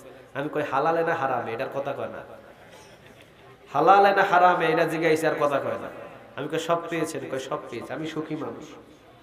আচ্ছা যাক, সুখী মানুষ ভালো কথা। গোসলে কয় ফরজ? আপনাদের যে প্রতি সপ্তাহে মিটিং হয়, কোন মিটিং এ শিখাই না আপনাকে গোসলে কয় ফরজ? কয় তুই আমারে কি বোকা পাইছস? আমি জানি না বুঝি। আমি কয় জানেস তো বলেন। বলছে গোসলে 3 ফরজ। আসলে যাক, গোসলে 3 ফরজ কি কি? কয় সাবান, পানি আর গামছা। আমি বললাম আপনার দলটা যদি 23 না 3000 বছর ধরেও যদি করে, গোসলের ফরজ জীবনে একটা নেতাও বলতে পারবে না। যেই পথে চললে আমি গোসলের ফরজ শেখা যায় না, যেই পথে চললে আমার কোরআন শেখা যায় না, যেই পথে চললে আমার ইসলাম বোঝা যায় না, ওই দল কখনো দলই না। আর যেই দলে থাকলে আমার ইসলাম বোঝা যায়, কোরআন বোঝা যায়, কোরআন শেখা যায়, হকের পথে থাকা যায়, আমি পরিপূর্ণ জান্নাতি হয়ে আমি মৃত্যুবরণ করতে পারি, ওইটাই হলো আসল দল। 23 বছরে সব পাইছে ঠিক, কিন্তু ওইটা হলো গরুর মতো জ্ঞান। দুনিয়ারটা পাইছে, আখিরাতেরটা পাই নাই। আল্লাহ গরুর জ্ঞান থেকে আমাদেরকে বাঁচাও, তুমি আখিরাতের জ্ঞান আমাদের ভিতরে, মানুষের জ্ঞান ঢুকিয়ে দাও। আমরা বলি আমিন। ওয়া আখিরু দাওয়ানা আলহামদুলিল্লাহি রাব্বিল আলামিন। সূরা ইব্রাহিমের 1 নম্বর আয়াত থেকে একটু কোরআন থেকে কথা বলার চেষ্টা করেছি। বোঝা যায় পৃথিবীর কারো কথা অনুযায়ী আমরা চলবো না, আমরা কথা শুনবো কার? সবাই বলেন কথা শুনবে কার? আল্লাহর প্রতিটা মেসেজ এই কোরআনে আছে না নাই? এই কোরআন মেনে মেনে আমরা জীবন গড়বো ইনশাআল্লাহ। আল্লাহ তুমি আমাদের সবাইকে কোরআন মেনে চলার তৌফিক দান করো। ওয়া আখিরু দাওয়ানা আলহামদুলিল্লাহি রাব্বিল আলামিন। আসসালামু আলাইকুম ওয়া রাহমাতুল্লাহি তাআলা ওয়া বারাকাতুহু। সমাপনী ঘোষণা দিয়ে আমরা মুনাজাত করে দেব ইনশাআল্লাহ। কেউ কিছু বলবে? اللهم آمين. ربنا ظلمنا أنفسنا وإن لم تغفر لنا وترحمنا لنكونن من الخاسرين. ربنا لا تزغ قلوبنا بعد إذ هديتنا وهب لنا من لدنك رحمة إنك أنت الوهاب. رب اجعلني مقيم الصلاة ومن ذريتي ربنا وتقبل دعاء. رب ارحمهما كما ربياني صغيرا. اللهم احيني مسكينا وامتني مسكينا واحشرني في زمرة المساكين. গুনার বোঝা মাথায় নিয়ে 2 হাত তুলেছি, আমাদের গুনাহগুলোকে তুমি মাফ করে দাও। জীবনে যা গুনাহ করেছি সমস্ত গুনাহগুলো তুমি মাফ করে দাও। আল্লাহ আমাদের প্রত্যেকের এই কোরআনের ময়দানে বসাকে তুমি কবুল করে নাও। আমাদের জিন্দগির গুনাহ মাফ করে এরপরে এই ময়দান থেকে তুমি আমাদেরকে উঠায় নাও। আমাদের যাদের মা যাদের বাবা দুনিয়া থেকে বিদায় হয়ে গেছেন, কবরগুলো তুমি জান্নাতের বাগান বানায় দাও। ও রব্বে করিম, আল্লাহ যারা এই কোরআনের ময়দানের আঞ্জাম দিয়েছে প্রত্যেকের আঞ্জামকে তুমি কবুল করে নাও। বিদেশ থেকে যারা সহযোগিতা করেছে আল্লাহ প্রত্যেকের দান সাদাকাকে তুমি কবুল করো। বিদেশের জমিন থেকে যারা দান করেছে প্রত্যেকের দানকে তুমি আরশ পর্যন্ত কবুল করে নাও। বিদেশের জমিনে টাকা পয়সার ভিতরে খাইরি বরকত তুমি দান করে দাও। অসংখ্য জায়গায় বিদেশের টাকায় অনেক মসজিদগুলো নির্মাণ, বিদেশের টাকায় অনেক সমাজগুলো গড়ে উঠেছে, বিদেশের টাকায় অনেক মেয়ের বিবাহের বন্ধন হয়। আল্লাহ এই বিদেশিদের উপরে তুমি খাস করে রহমতের দুয়ারগুলো খুলে দাও। আল্লাহ বিদেশিদের কোনো লাশ তুমি কফিনে করে বাংলার জমিনে পাঠাও না। এই লাশটা দেখার মতো ধৈর্য বাংলাদেশের কারো নাই। ও রব্বে করিম, বিদেশের জমিনে মায়ের কোলের সন্তান নিরাপদে বিদেশের জমিনে পৌঁছেছে আল্লাহ, চারটা রিজিকের ফায়সালা করে আবার সুস্থ শরীর নিয়ে মায়ের সন্তান মায়ের কোলে ফিরাইয়া দিও।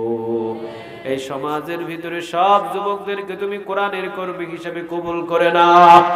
এই সমাজের ভিতরে সমস্ত মধ্যবয়সীদেরকে তুমি কোরআনের কর্মী হিসেবে কবুল করে নাও। এই সমাজের সমস্ত বৃদ্ধা মানুষদেরকে তুমি কোরআনের কর্মী হিসেবে কবুল করে নাও। এই সমাজের সমস্ত বৃদ্ধ মানুষদেরকে তুমি কোরআনের কর্মী হিসেবে কবুল করে নাও। যারা কোরআন শিখে নাই তাদেরকে শেখার জন্য কবুল করো।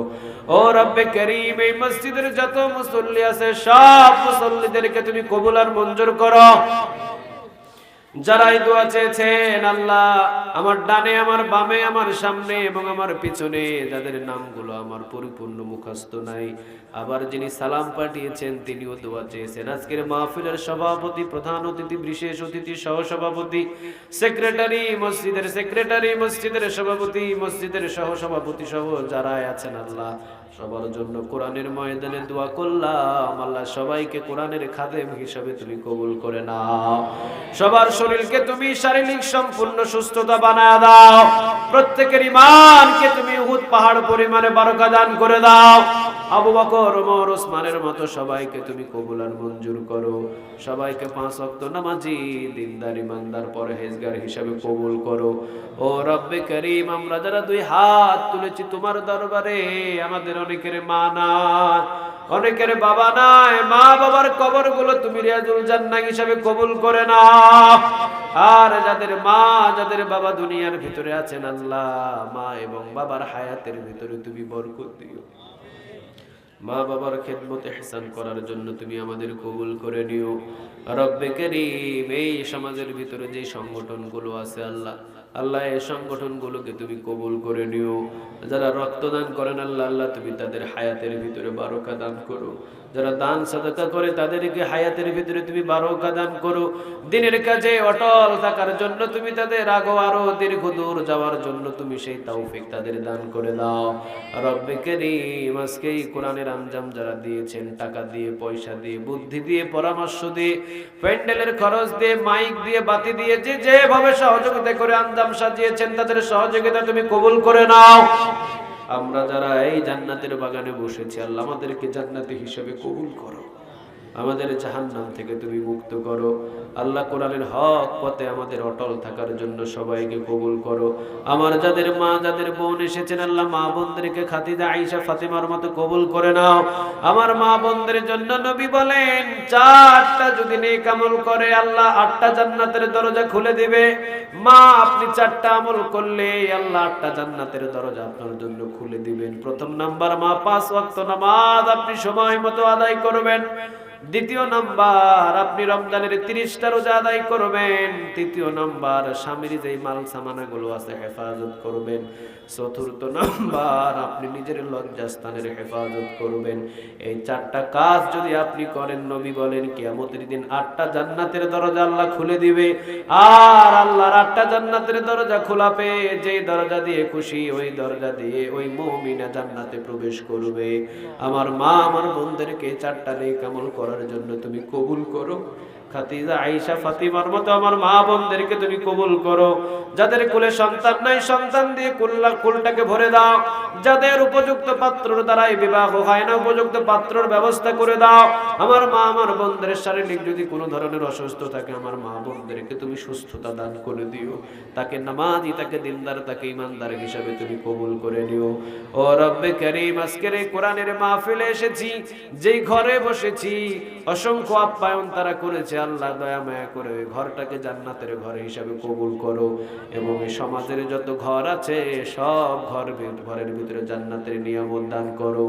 রব্বে কারীম, এই সমাজ থেকে অসংখ্য যুবক, অসংখ্য মানুষগুলো বিদেশে, আয় আল্লাহ, 4টা রিজিকের তালাশে গিয়েছে, তুমি তাদের সবাইকে 4টা রিজিকের ফয়সালা করে দিও আল্লাহ। বিদেশের ভিতরে তুমি তাদেরকে কঠিন মুসিবতে ফেলো না, অসুস্থ করো না। যেখানে মা নাই, যেখানে বাবা নাই, যেখানে সন্তান বিবি কেউ নাই, তুমি তাদেরকে আসমানি জমির সব মুসিবত থেকে হেফাজতে রেখো আল্লাহ। আল্লাহ, আমরা যে কোরআনের ছোট্ট একটা আয়াত থেকে কথা শুনেছি, আজ থেকে মেনে মেনে চলার জন্য আমাদের সবাইকে কবুল করো। কোরআনের হক পথে চলার জন্য আমাদের সবাইকে কবুল করে নাও। কোরআন যেটা ঘৃণা করে আমাদের জীবন দিয়ে সেটা ঘৃণা করার জন্য আমাদের সেই ঈমান দান করো। কোরআন যেটা আদেশ করে ওই পথে অটল থাকার জন্য সেই ঈমান তুমি আমাদের দান করো। জানি না কোন দিন আমরা দুনিয়া থেকে বিদায় হয়ে যাব, কোন দিন এই দুনিয়া থেকে আমাদের ডাক পড়বে। শহীদের মৃত্যু তুমি আমাদের দান করো, আর যদি শহীদের মৃত্যু না হয়, তাহাজ্জুদ নামাজের বিছানায় তুমি আমাদের মৃত্যু দান করে দিও। রব্বে কারীম, মসজিদের ভিতরে তুমি আমাদের শেষ নিঃশ্বাস ত্যাগ করে দিও। এই মসজিদের জন্য যারা 5,000, 2,000, 1,000, 500, 100 করে দান করেছে, প্রত্যেকের দানকে তুমি আরশ পর্যন্ত কবুল করে নাও।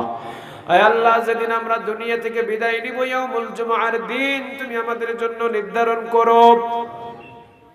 যেদিন দুনিয়া থেকে বিদায় নিব, জবান দিয়ে তুমি উচ্চ সুরে আমাদের সবাইকে কালেমা জারি করার তৌফিক দান করো। লা ইলাহা ইল্লাল্লাহু মুহাম্মাদুর রাসূলুল্লাহ।